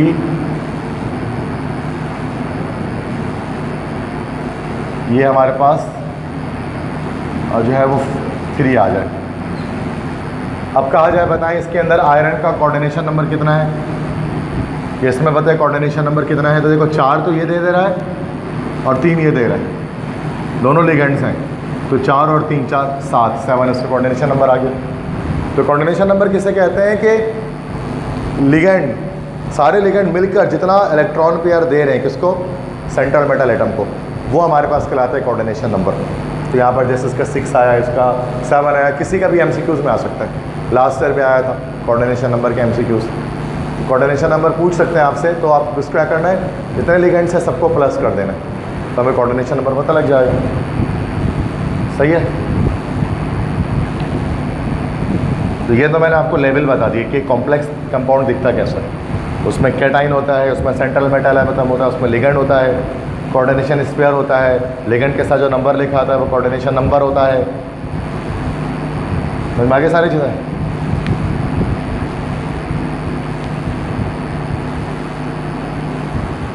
तो हमेशा डी ब्लॉक एलिमेंट्स के अंदर ये प्रॉपर्टी है कि वो इस तरह के कॉम्प्लेक्स कंपाउंड बनाते हैं।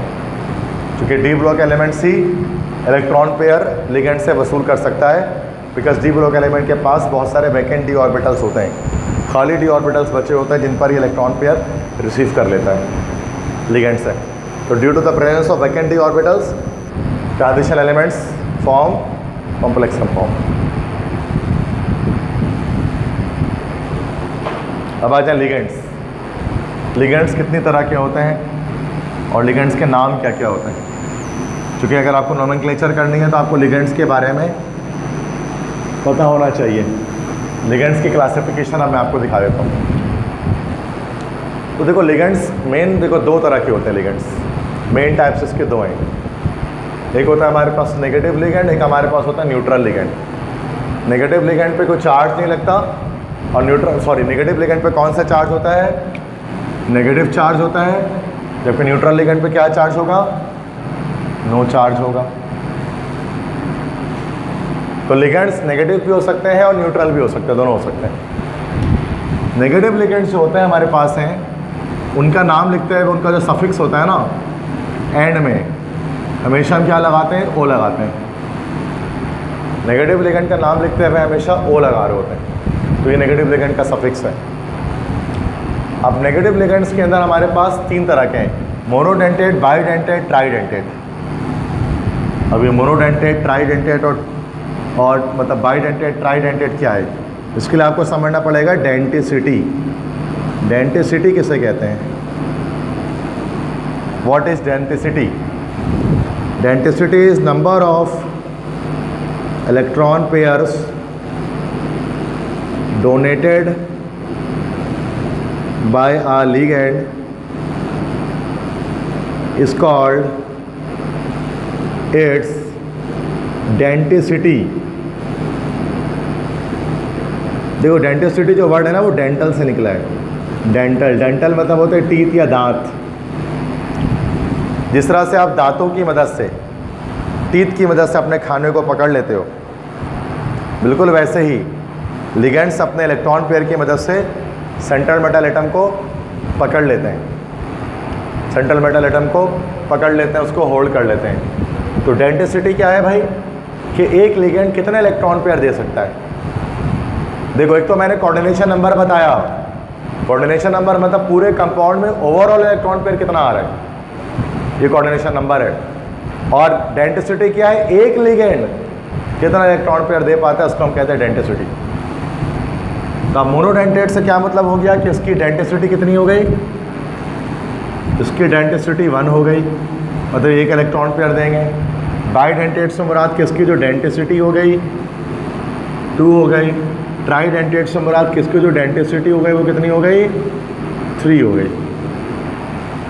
मतलब ये एक इलेक्ट्रॉन पेयर देगा, या 2 इलेक्ट्रॉन पेयर देगा, 3 इलेक्ट्रॉन पेयर देगा। इन सब के पास -1 चार्ज होगा, इन सब के पास -2 चार्ज लगा होगा, इन सब के पास -3 चार्ज लगा होगा। अब देखो पहले सारे ये हमारे पास मोनोडेंटेट नेगेटिव लिगेंड्स हैं, F-, Cl-, Br-, I-, OH-, NO2-, इन सब में आप देख सकते हैं कि माइनस चार्ज लगा हुआ है, -1 चार्ज, और ये सब के सब नेगेटिव हैं।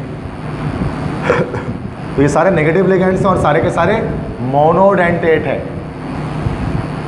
सारे नेगेटिव लिगेंड्स और सारे मोनोडेंटेट हैं, तो -1 चार्ज है। अब सबके नाम है, F का नाम होता है फ्लोरो, Cl है क्लोरो, Br है ब्रोमो, I है आयोडो, OH है हाइड्रोक्सो, NO है नाइट्रो, NO3 है नाइट्रेटो, HCO3 है बाइकार्बोनेटो, देखो सब में O आ रहे हैं इनमें। Cn है सैनो, SCN है थायोसैनो, NCS है आइसोथायोसैनो, NH2 है अमाइनो, HCOO है फॉर्मेटो, CH3COO है एसीटेटो। तो ये सब में देखो O आ रहे हैं इनमें नेगेटिव लिगेंड्स में। ये सारे नाम आपको याद करने पड़ेंगे, fluoro, chloro, bromo, iodo, hydroxo, nitro, nitrato, bicarbonato, cyano, thiocyano, isothiocyano, amino, formato, acetato, ये सारे हमारे पास लिगेंड्स हैं, ठीक है। अब आ जाओ बाइडेंटेट, -2 चार्ज वाले जितने भी होंगे वो सारे बाइडेंटेट लिगेंड्स हैं। SO देखो सब में -2 लगा हुआ है। SO4 सल्फेट से क्या हो गया सल्फेटो, SO3 सल्फाइड से क्या हो गया सल्फाइटो, CO3 कार्बोनेट से क्या हो गया कार्बोनेटो, H2O3 थायोसल्फेट होता है ये, इससे क्या हो गया थायोसल्फेटो। O ऑक्साइड से क्या हो गया ऑक्सो, S सल्फाइड से क्या हो गया सल्फाइडो, ठीक है। इसको ऑक्सो भी लिख सकते हैं या इसको ऑक्साइडो भी लिख सकते हैं, ऑक्साइडो ये भी सही है, दोनों सही है। कुछ बच्चे ऑक्सो लिखते हैं, कुछ बच्चे ऑक्साइडो लिखते हैं, बात तो एक ही सही है। COO- ऑक्सीलेट आइन है ना ये, ऑक्सीलेट, तो ऑक्सीलेट आइन से क्या हो गया हमारा ऑक्सीलेटो, तो ऑक्सीलेटो। ये सारे हमारे पास बाइडेंटेट लिगेंड्स हैं, ठीक है। ट्राइडेंटेट लिगेंड बस एक याद करना नेगेटिव में, PO4 -3 लगा हुआ है ना इस पर, तो ये हमारे पास होगा फॉस्फेट, तो फॉस्फेट से क्या हो गया ये फॉस्फेटो। समझ में आ गई बात। तो ये तो नेगेटिव लिगेंड की कहानी हो गई। अब आ जाते हैं कौन से लिगेंड भाई, न्यूट्रल लिगेंड। न्यूट्रल लिगेंड इस पर चार्ज नहीं होगा, उसमें 2 तरह के हैं, इनऑर्गेनिक लिगेंड्स हैं और कुछ ऑर्गेनिक लिगेंड्स हैं। हम उसको इस तरह से ब्रेक करते हैं, इनऑर्गेनिक और ऑर्गेनिक। इनऑर्गेनिक लिगेंड 4 हैं, NH3, H2O, CO, NO, इनमें कोई चार्ज नहीं आ रहा, न्यूट्रल हैं और सारे इनऑर्गेनिक हैं। NH3 को हम लोग बोलते हैं अमाइन, डबल एम से अमाइन लिखा, इसको देख लो, डबल एम से अमाइन है। अच्छा कि यहाँ पर NH2 था, यह है अमाइनो। NH2 एक नेगेटिव लिगेंड है, NH2 माइनस, ये अमाइनो है। और NH3 आ जाए तो अमाइन, H2O आ जाए तो उसको बोलते हैं एक्वा, एक्वा पानी को ही कहते हैं वैसे। CO आ जाए तो this is called carbonyl, NO आ जाए तो नाइट्रोसिल, कार्बोनिल नाइट्रोसिल। ये सारे हमारे पास हो गए जो है। और ये सब की डेंटिसिटी क्या है, ये सारे के सारे हमारे पास मोनोडेंटेट हैं, और ये सारे के सारे इनऑर्गेनिक लिगेंड्स भी हैं, और ये न्यूट्रल लिगेंड्स हैं, कोई चार्ज नहीं है। देखो NO नाइट्रोसिल है, NO नाइट्रोसिल है, NO2 नाइट्रो है, और NO3 नाइट्रेटो है। तो बहुत सारे बच्चे नाइट्रोसिल नाइट्रो नाइट्रोटो में कन्फ्यूज हो जाते हैं। वो NO है, ये NO2 NO3, NO2 NO3 negative ligands हैं, और NO जो हमारे पास है वो न्यूट्रल लिगेंड है, नाइट्रोसिल कहते हैं उसको। सही है। अच्छा, इसमें एक रीज़न भी आ सकता है, एक बड़ा इंपॉर्टेंट रीज़न है। रीज़न कहते हैं कि ammonia and water are ligands, ammonia और वाटर ये तो लिगेंड्स हैं, लेकिन NH4 plus and H3O plus are not. कि NH3 और वाटर तो लिगेंड्स होते हैं, लेकिन NH4 प्लस और H3O प्लस लिगेंड्स नहीं होते हैं। क्या वजह है? अमोनिया लिगेंड क्यों है? क्योंकि इसके पास इलेक्ट्रॉन पेयर है, इलेक्ट्रॉन पेयर होगा ना एक नाइट्रोजन के पास, ये इसको दे सकता है, तो उसकी वजह से ये हमारे पास लिगेंड है। वाटर में भी ऑक्सीजन के पास लोन पेयर होते हैं, तो ऑक्सीजन लोन पेयर दे सकता है, लेकिन दोनों लोन पेयर ऑक्सीजन कभी नहीं देता, हमेशा एक लोन पेयर देता है। इसी वजह से मैंने वाटर को यहाँ पर मोनोडेंटेट लिगेंड कहा है। बहुत सारे स्टूडेंट इसको पढ़ने वाले अच्छे बच्चे इसको बाइडेंटेट कहते हैं वाटर को। क्यों कहते हैं? वो कहते हैं सर वाटर में दो लोन पेयर है। कहता भाई पानी के अंदर, वाटर के अंदर सर, वाटर के अंदर दो लोन पेयर है, तो दो लोन पेयर दे सकता है, तो बाइडेंटेट हो गया तो नहीं। वाटर अपना सिर्फ, ऑक्सीजन अपना सिर्फ एक लोन पेयर देता है, दूसरा कभी देता नहीं। इस वजह से ये हमारे पास मोनोडेंटेट लिगेंड ही है, बाइडेंटेट लिगेंड नहीं है। इसकी डेंटिसिटी 2 नहीं है, डेंटिसिटी 1 है इसकी। इसलिए अमोनिया और वाटर तो लिगेंड्स हैं, लेकिन NH4 प्लस और H3O प्लस नहीं है। क्योंकि NH4 प्लस कब बनेगा? जब इलेक्ट्रॉन पेयर दे देगा नाइट्रोजन अपना H प्लस को। तो इस दोनों के पास इलेक्ट्रॉन पेयर है नहीं डोनेट करने के लिए, दैट्स वाई ये दोनों हमारे पास लिगेंड्स नहीं है। अब ये सिंपल आंसर है, मैं उसका क्या कह सकते हैं कि NH4 plus and H3O plus can not donate electron pair, so they are not ligands. वे इलेक्ट्रॉन पेयर दे नहीं सकते, इस वजह से लिगेंड्स नहीं है। क्योंकि लिगेंड्स लाजमी इलेक्ट्रॉन पेयर किसको देगा? सेंट्रल मेटल एटम, तभी तो वो लेविस बेस कहलाएगा। बस समझ में आ गई रीज़न क्या है? ये हर साल आते हैं रीज़न, ये वाला हर साल आते हैं रीज़न कि अमोनिया और वाटर लिगेंड है और ये क्यों नहीं है। ये सिंपल इस वजह से नहीं है। क्लियर है? बहुत आसान है, आराम से हो जाएगा। अब जो न्यूट्रल लिगेंड्स में तो मैंने इनऑर्गेनिक लिगेंड्स बता दिया। अब कुछ ऑर्गेनिक लिगेंड्स भी हमारे पास होते हैं, कुछ हमारे पास ऑर्गेनिक लिगेंड्स भी हमारे पास कुछ होते हैं। ठीक है, ऑर्गेनिक लिगेंड्स में क्या है? दो है हमारे पास। एक EN जिसको हम लोग कहते हैं इथाइल डायमाइन। इथाइल डायमाइन के स्ट्रक्चर ऐसा होता है, इथाइलिन बनाते हैं और दो अमाइन लगा देते हैं, इथाइल डायमाइन। इसमें आप देखो तो नाइट्रोजन के पास यहाँ पर एक लोन पेयर और एक पर यहाँ लोन पेयर है, तो इसको हम लोग कह सकते हैं कि EN कौन सा लिगेंड है? इसकी डेंटिसिटी कितनी हो गई? 2 हो गई। ये बाइडेंटेट लिगेंड जो 2 इलेक्ट्रॉन पेयर दे सकता है, तो ये एक बाइडेंटेट लिगेंड है, बट ऑर्गेनिक है, न्यूट्रल भी है। EDT है, एक होता है EDT, ethyl diamine tetraacetate. Ethyl diamine tetraacetate EDT है।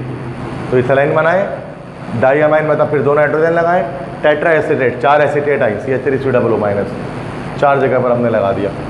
तो ये हो गया इथाइल डायमाइन और टेट्राएसिटेट।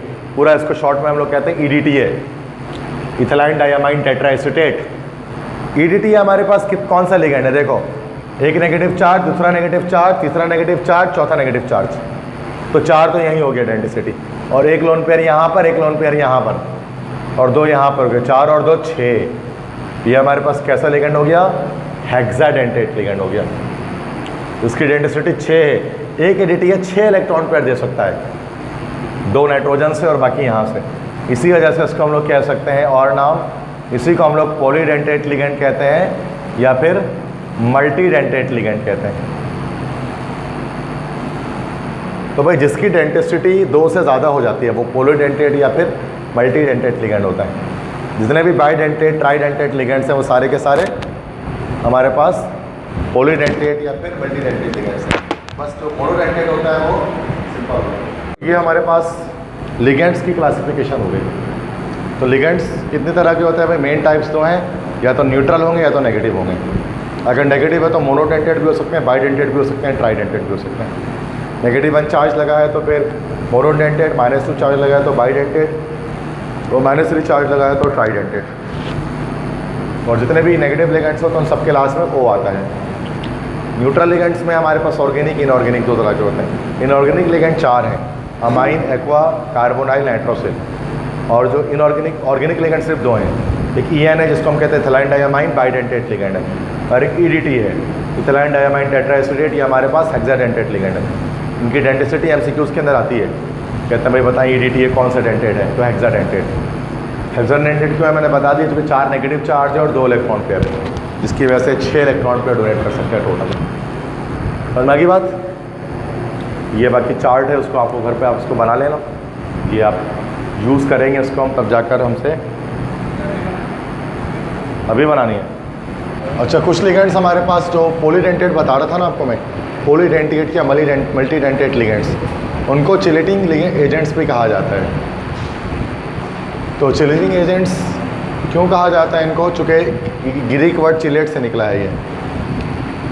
जैसे जितने हमारे पास, जैसे मान लो जैसे कोई भी बाईडेंटेट लिगेंड है, जैसे ऑक्जेलेटो है, तो ये रहा आपके पास ऑक्जेलेटो, COO और COO माइनस।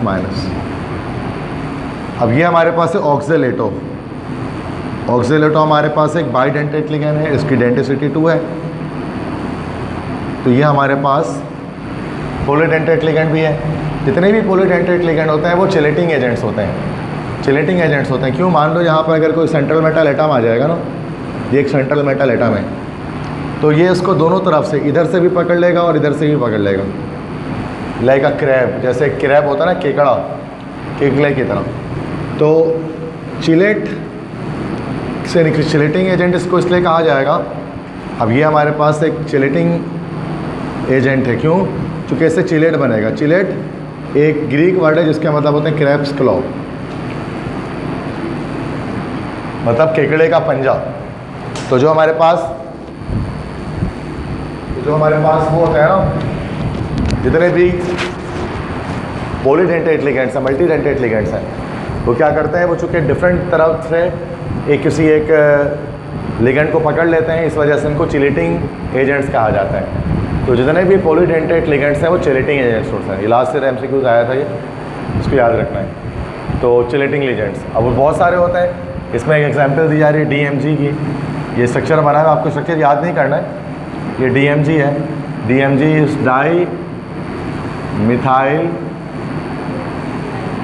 ग्लाइऑक्सीमेट, या पूरा नाम है निकल डाई मिथाइल ग्लाइऑक्सीमेट, DMG इसको कहा जाता है। अभी जो DMG है आप लैब में इस्तेमाल करते हैं उसको कॉलेज के अंदर, तो DMG है डाई मिथाइल ग्लाइऑक्सीमेट। ये हमारे पास एक चिलेट की वजह से बन गया है, क्योंकि यहाँ पर देख सकते हैं कि निकल को चारों तरफ से घेरा हुआ है लिगेंड्स ने। तो जैसे केकड़ा जो है वो अपने शिकार को पकड़ लेता है दोनों तरफ से। तो सिंपल बात याद रखें कि जो चिलेटिंग एजेंट्स हैं, मल्टीडेंटेट या पॉलीडेंटेट लिगेंड्स को चिलेटिंग एजेंट्स भी कहा जाता है। बात समझ आ गई?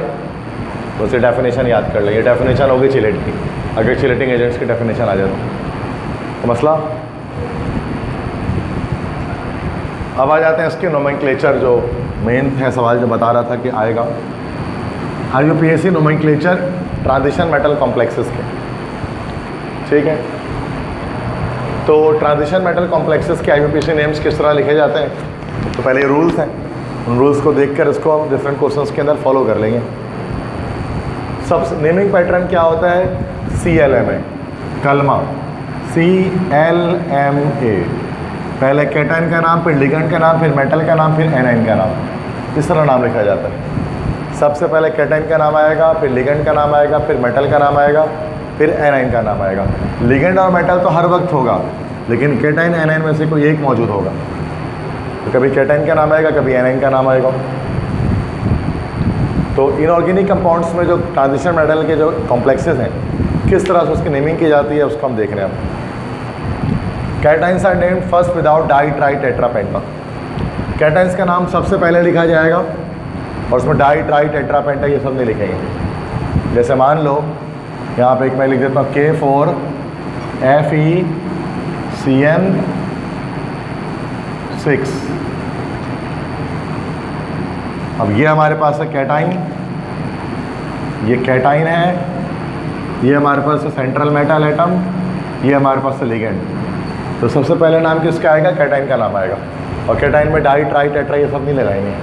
जैसे ये K है ना, K4 है, तो टेट्रा पोटेशियम नहीं लिखेंगे, इसको बस हम लिख देंगे पोटेशियम। कैटाइन का नाम आ गया। इसके बाद ligands will be named according to alphabetical order. तो लिगेंड्स का नाम लिखेंगे अल्फ़ाबेटिकल ऑर्डर के लिहाज से।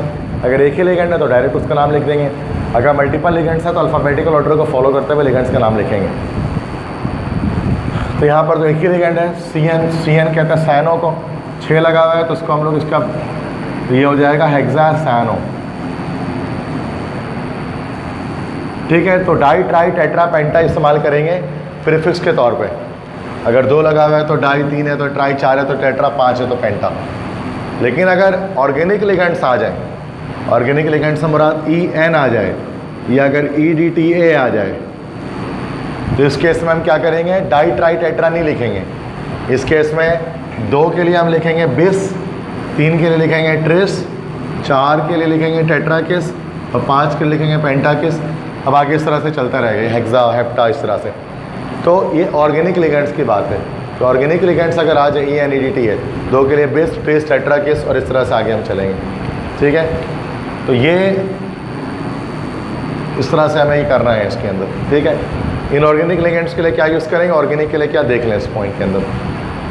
नेक्स्ट है, अगर कॉम्प्लेक्स का नेगेटिव चार्ज है तो हम मेटल का लैटिन नेम लिखेंगे और यम को 8 से चेंज कर देंगे। मतलब जैसे अब कैटाइन हमारे पास जो है ना, इस पर नेगेटिव चार्ज यहाँ लगा हुआ होगा, तो कैटाइन है यहाँ पर, तो कॉम्प्लेक्स हमारा नेगेटिव है। अगर कॉम्प्लेक्स आपका नेगेटिव हो तो क्या करेंगे? इंग्लिश नेम नहीं लिखेंगे मेटल का, मेटल का नेम हम लिखेंगे लैटिन में और 8E को हटाकर, मतलब UM को हटाकर 8 कर देंगे। जैसे Fe तो होता है आयरन, आयरन, लेकिन आयरन नहीं लिखेंगे, आयरन का लैटिन नेम होता है फेरम, फेरम Fe होता है ना, फेरम, UM हटा के 8 लिख देंगे, 8 लगा देंगे, तो ये हेक्सासाइनो, फेरम के बजाय फेरेट आ जाएगा, पोटेशियम हेक्सासाइनो फेरेट। ये सिर्फ उसी वक्त करना है कि अगर कॉम्प्लेक्स पर नेगेटिव चार्ज हो तो, और यम को 8 में चेंज कर देना लैटिन नेम लगाकर। अगर कॉम्प्लेक्स पर पॉजिटिव चार्ज हो तो बस आयरन लिख देंगे। और मेटल के नेम के बाद उसके ऑक्सीडेशन नंबर लिखेंगे पैरेंथेसिस, पैरेंथेसिस मतलब स्मॉल ब्रैकेट के अंदर और रोमन नंबर में लिखा जाएगा। मतलब कि मेटल के नेम लिखने के बाद ऑक्सीडेशन नंबर लिखी जाएगी। किसकी ऑक्सीडेशन नंबर लिखी जाएगी भाई? इसी मेटल की। अब यहाँ पर देखो स्मॉल ब्रैकेट के अंदर हम इसकी ऑक्सीडेशन नंबर लिखेंगे। अब उसको निकालना पड़ेगा ऑक्सीडेशन नंबर को। कैसे निकलेगा? एक पोटेशियम का K का +1 होता है, 4 का हो गया +4, CN का 1 का होता है -1 और 6 का हो गया -6। तो -6 और +4 कितना हो गया? -2। अब आयरन का कितना निकलेगा? इस -2 का एडिटिव इन्वर्स कर दो, इन्वर्स कर दो, तो -2 से क्या निकल गया? इसका +2 हो गया, क्योंकि ओवरऑल 0 होता है। यहाँ पर हमने 2 निकाल दिया। तो इस तरह से हम ऑक्सीडेशन नंबर किसी भी कंपाउंड का निकाल सकते हैं। तो हमें क्या करना है? मेटल का नाम लिखने के बाद उसके ऑक्सीडेशन नंबर को भी लिखना है, स्मॉल ब्रैकेट के अंदर लिखना है, रोमन नंबर के अंदर लिखना है। दोबारा से बताया था, देखो K4 मतलब मैंने 2 किस तरह निकाला ये बताऊं? +2 कैसे? फेरस को तो निकालना था, इसका लिखा ही नहीं है, इसको तो निकालना था, बाकी सबका लिख दिया। एक पोटेशियम का +1, 4 का +4, CN 1 का -1, 6 का -6। जी बिल्कुल, वैलेंसी लिखा चुका हूँ, पिछले हफ्ते क्लास में लिखाया था पूरा टेबल, नहीं याद आया? तो अरे लिखा भी था, दोबारा लिखाना पड़ेगा बस। +1 +2, 1A ग्रुप का +1, 2A ग्रुप का +2, 3A ग्रुप का +3, 4A ग्रुप का प्लस, याद आया 5 -3 -2 -1 0। तो पोटेशियम को तो वहीं से पता लगता है ना, एक का +1 होता है पोटेशियम का, 1A ग्रुप का एलिमेंट है, तो 4 का +4 हो गया। CN का तो हमें पता है -1 होता है, ये चार्ट के अंदर लिखा था लिगेंड के, मोनोडेंटेट लिगेंड था ना, -1 होता है, तो 6 का क्या हो गया -6 हो गया। तो ये -6 और ये +4 कितना हो गया हमारे पास, -6 और +4 कितना हुआ, अरे -6 +4 -2 हुआ ना। अब ओवरऑल 0 होता है ऑक्सीडेशन नंबर, ओवरऑल कंपाउंड का 0 होता है, तो आयरन को कितना होना पड़ेगा 0 करने के लिए, ये मिलकर -2 हो रहे हैं, तो आयरन क्या होगा 2 ही होगा, लेकिन साइन चेंज कर दो तो क्या हो जाएगा +2 हो जाएगा।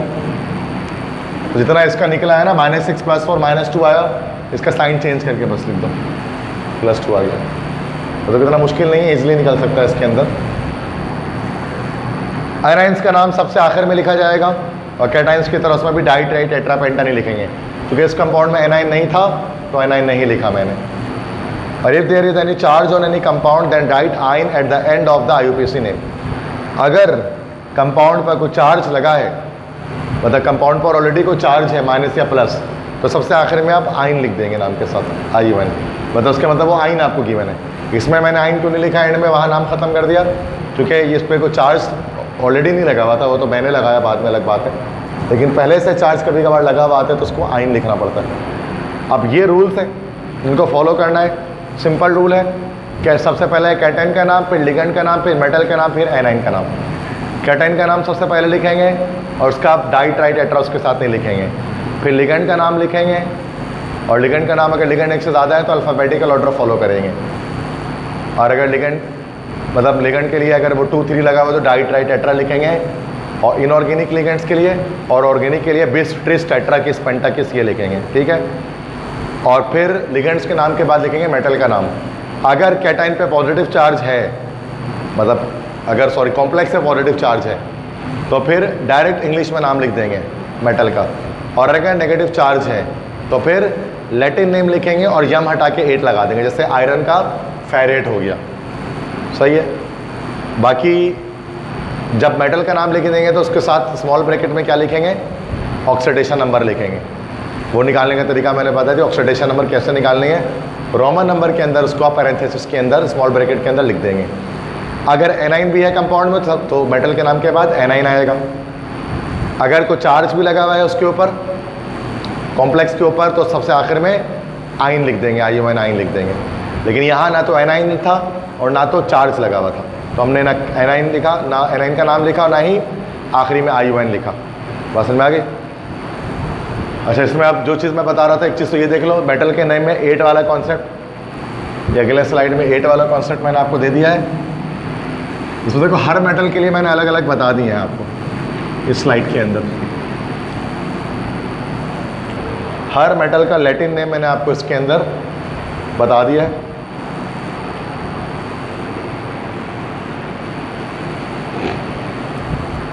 जिसे देखें यहाँ पर FeCu, Ag, Au, Hg, ये सारे सेंट्रल मेटल आइटम्स हैं। इनके इंग्लिश नेम ये रहे, iron, copper, silver, gold, mercury, tungsten, lead, tin, chromium, manganese, nickel, zinc. English name कब आएगा? जब आपका कैटाइन पे कौन सा चार्ज हो रहा होगा? पॉजिटिव। कैटाइन में पॉजिटिव चार्ज दो तरह से आ सकते हैं, तो प्लस लिखा हो कॉम्प्लेक्स पर, या इसके साथ कोई एनाइन लिखा हो तो ये खुद ब खुद यहाँ पर पॉजिटिव चार्ज जनरेट हो रहा है। इस केस में इंग्लिश नेम लिखेंगे। और लैटिन नेम्स के साथ 8 कब लगाएंगे? अगर इस पर कोई नेगेटिव चार्ज आ रहा हो या फिर कैटाइन मौजूद हो, तो ऑटोमेटिकली उस पर नेगेटिव चार्ज आ गया कैटाइन की वजह से। किस कंडीशन पे UM हटा के 8 लगाना है लैटिन के साथ, और किस कंडीशन पे इंग्लिश नेम लिखा है, दोनों ही देख लें। ये तो आयरन, कॉपर, ये सब इंग्लिश नाम हो गए सारे।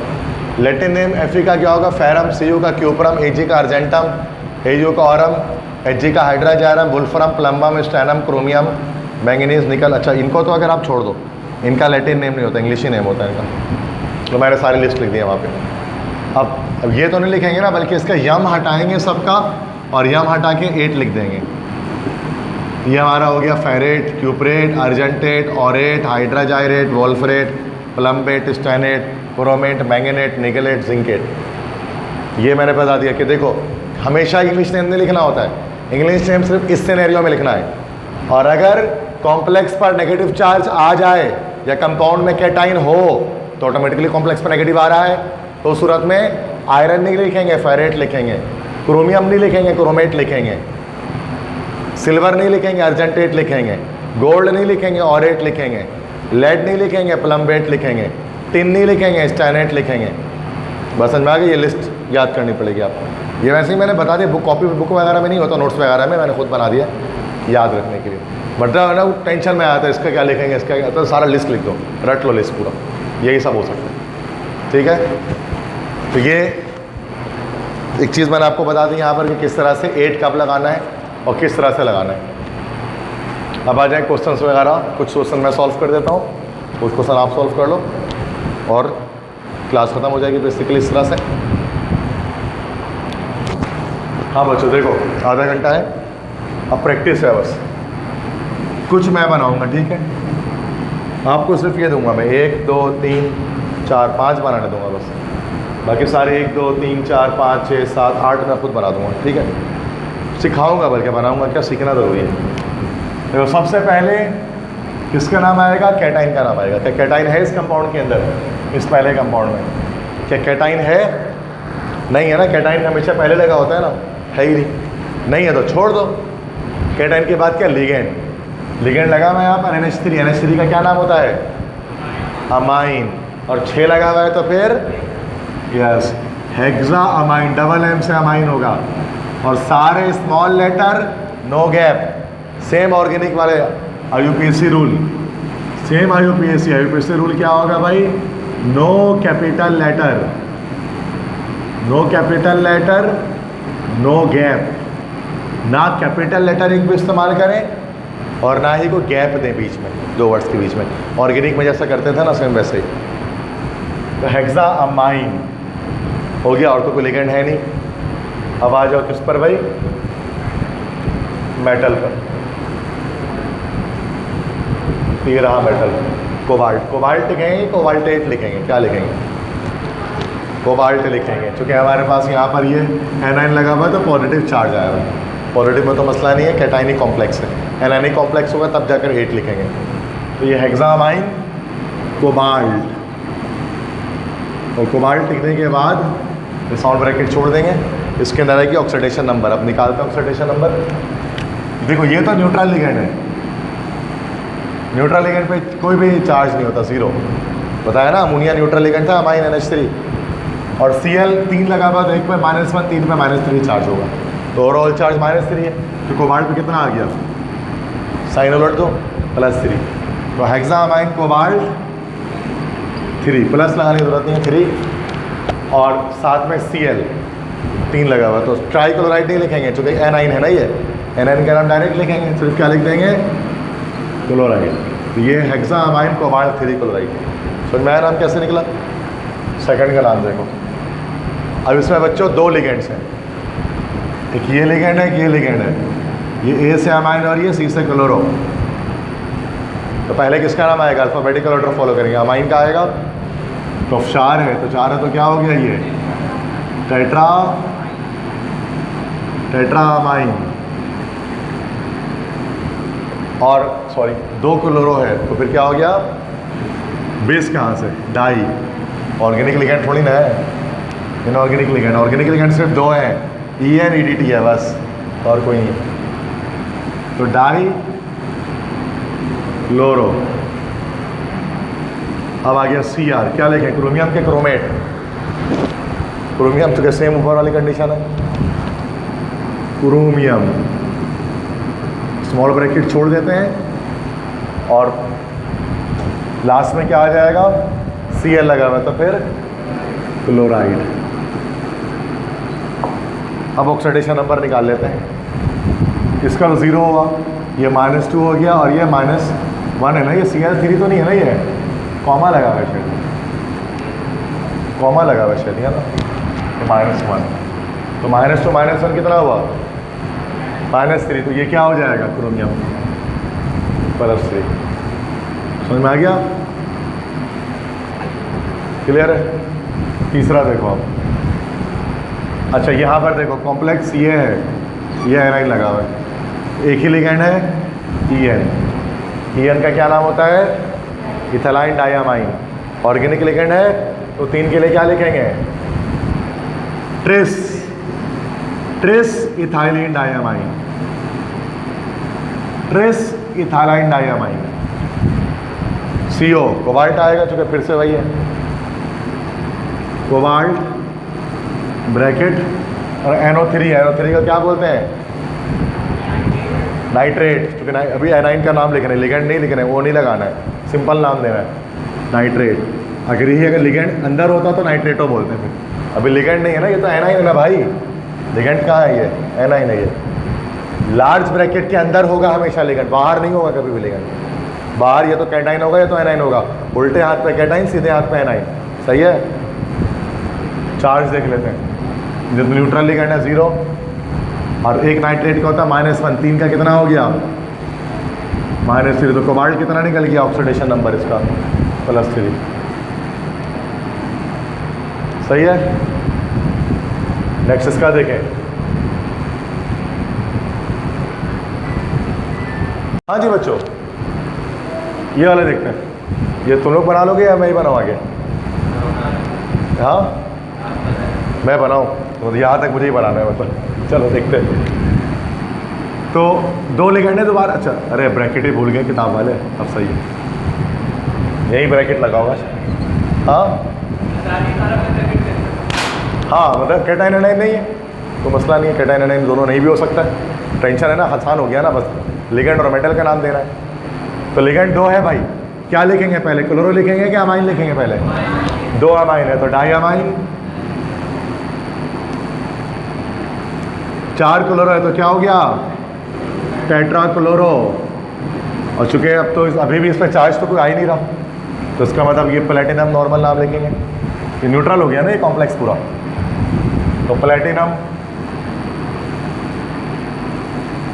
ब्रैकेट। ऑक्सीडेशन नंबर हाँ भाई 0 हुआ इसका, और Cl 1 का कितना होता है? -1। 4 का कितना? -4। तो ये कितना हो गया? +4 हो गया। तो ये हो गया डाइअमाइन टेट्राक्लोरो प्लैटिनम 4। समझ में आया कैसे निकला?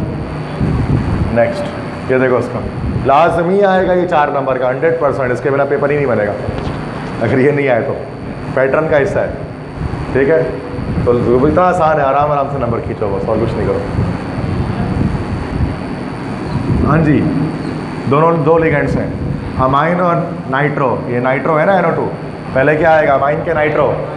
अमाइन आएगा, 3 लगा हुआ है तो फिर ट्राइअमाइन। नाइट्रो 3 लगा हुआ है तो फिर ट्राई नाइट्रो। और अभी भी सेम भाई है, कोई भी कैटाइन एनाइन नहीं है तो फिर CO का क्या नाम हो गया? कोबाल्ट। हाँ भाई 0 चार्ज, 1 नाइट्रो का -1 होता है, और 3 का कितना हो गया? -3। तो ये क्या हो गया? +3। रोमन में लिख दो +3। समझ में आ गया? अब आ जाओ यहाँ पर K3FeCN6। अब आ गया कैटाइन। अब कॉम्प्लेक्स पर ऑटोमेटिकली कौन सा चार्ज जनरेट हो गया? 8 वाली कंडीशन आ गई ना, 8 वाली कंडीशन। अब सबसे पहले किसका नाम? कैटाइन का नाम K क्या है भाई आपका? ट्राई तो नहीं लिखेंगे ना, मना किया था ट्राई ड्राई लिखने से। पोटेशियम 6 सियानाइड है, साइनो 6 है, तो फिर क्या हो गया? हेक्सासाइनो। अब क्या लिखेंगे? आयरन लिखेंगे कि फेरेट लिखेंगे?